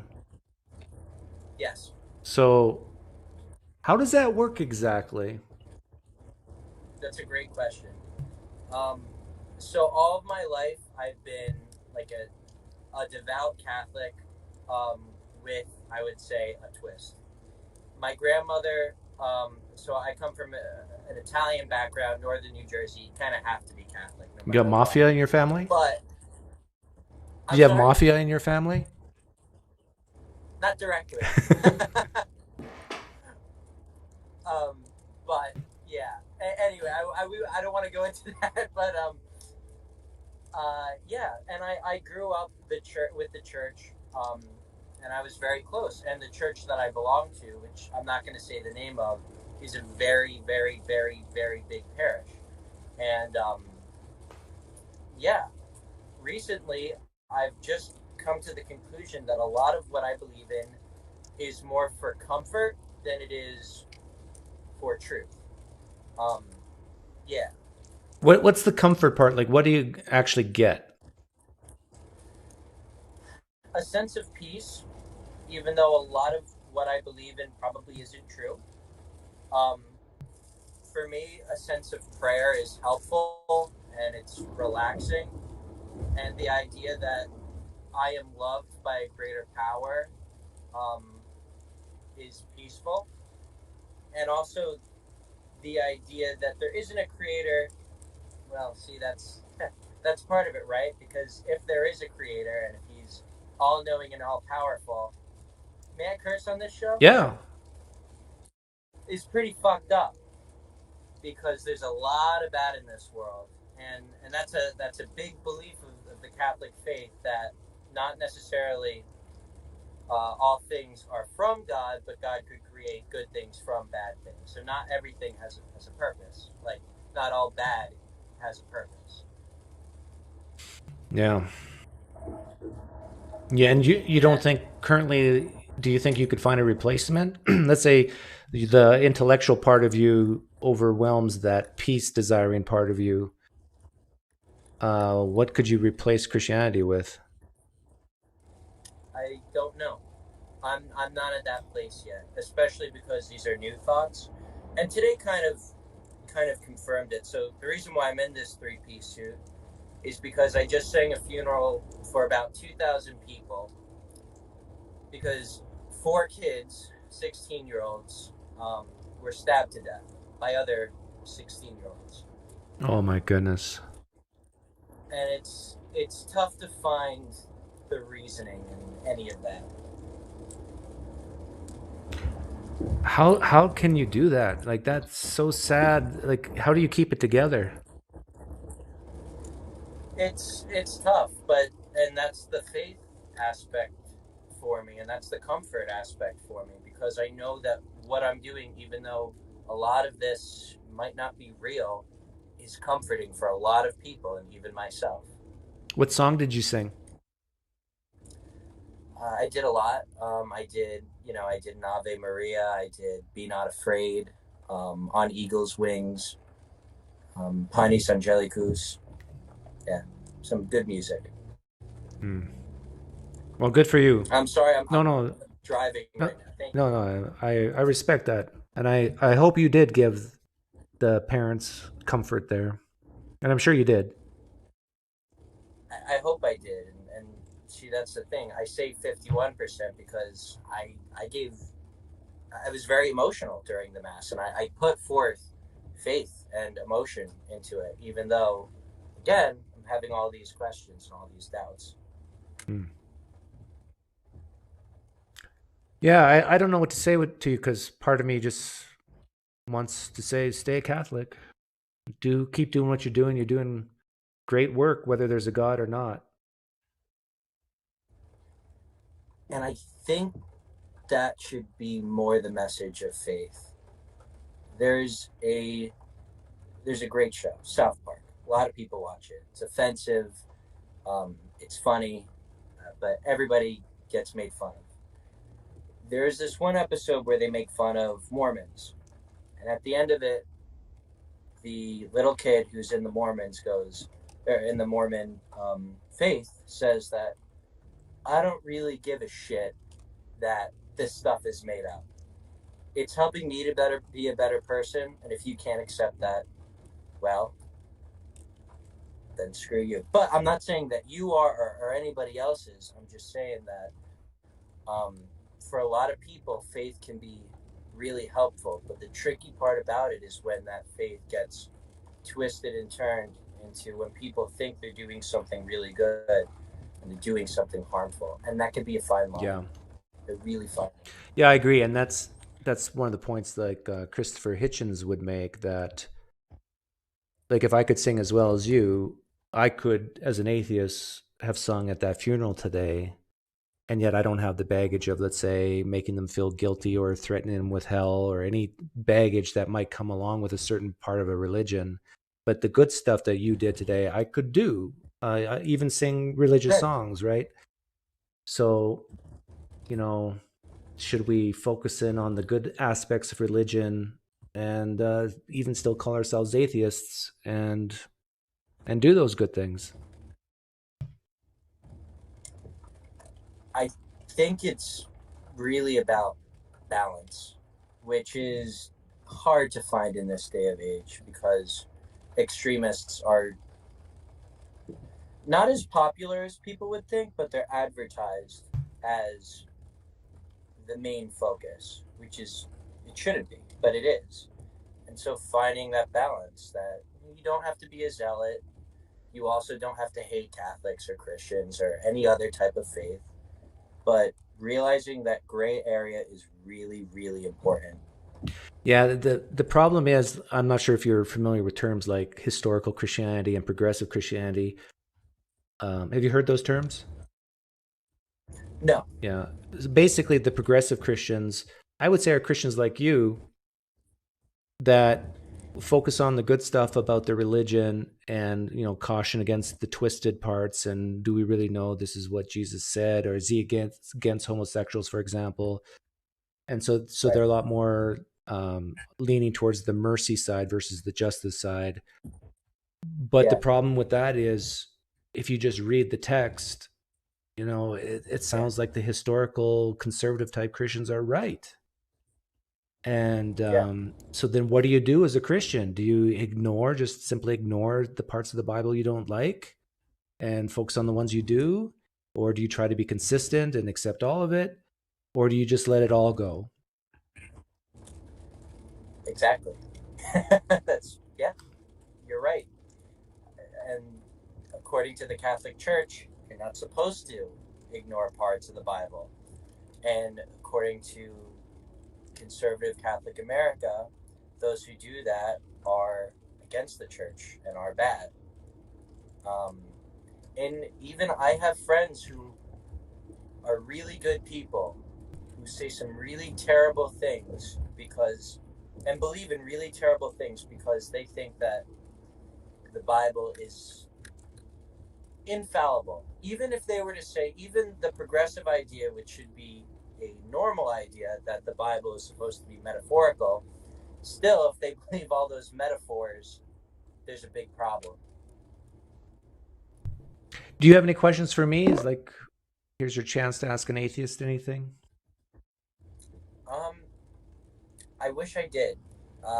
I've got a lot on my mind right now, and I hope to be back on the show when I have more time. I have to work a 9-hour shift as a bartender now. Oh, wow. Yeah. Sound like a busy guy. Okay, well, thanks for calling in, Sebastian. We'll talk again. Thank you. I appreciate it. You take care, my friend. Bye. Bye-bye. That's touching. Even though I'm dead inside, that touched me. The work he's doing, the type of Christian he is.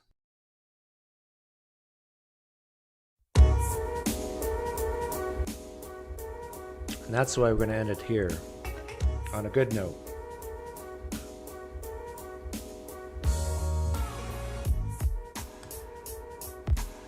Yes, and it's appropriate. Feelings Friday.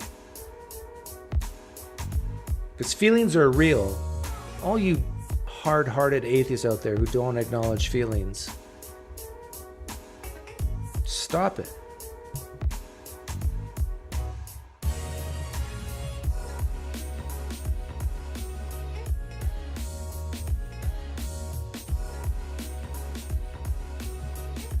I agree, DJ Ruthful.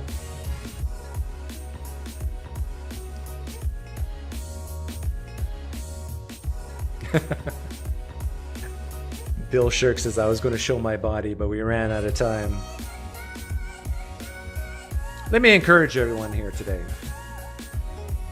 If you have at least one family member that loves you and you love them, that makes life great. If you have that special someone in your life, let them know it. And as I say that, the Sexy Chat adult dating site comes up.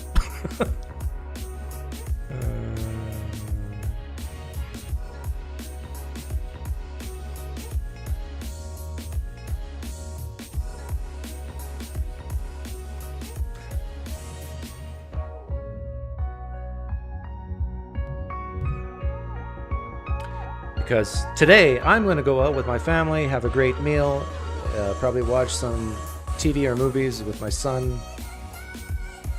My daughter and my wife are going to go to a graduation for her friend and have a great time. This is what life's about, relationships. And you don't need belief in God to have it.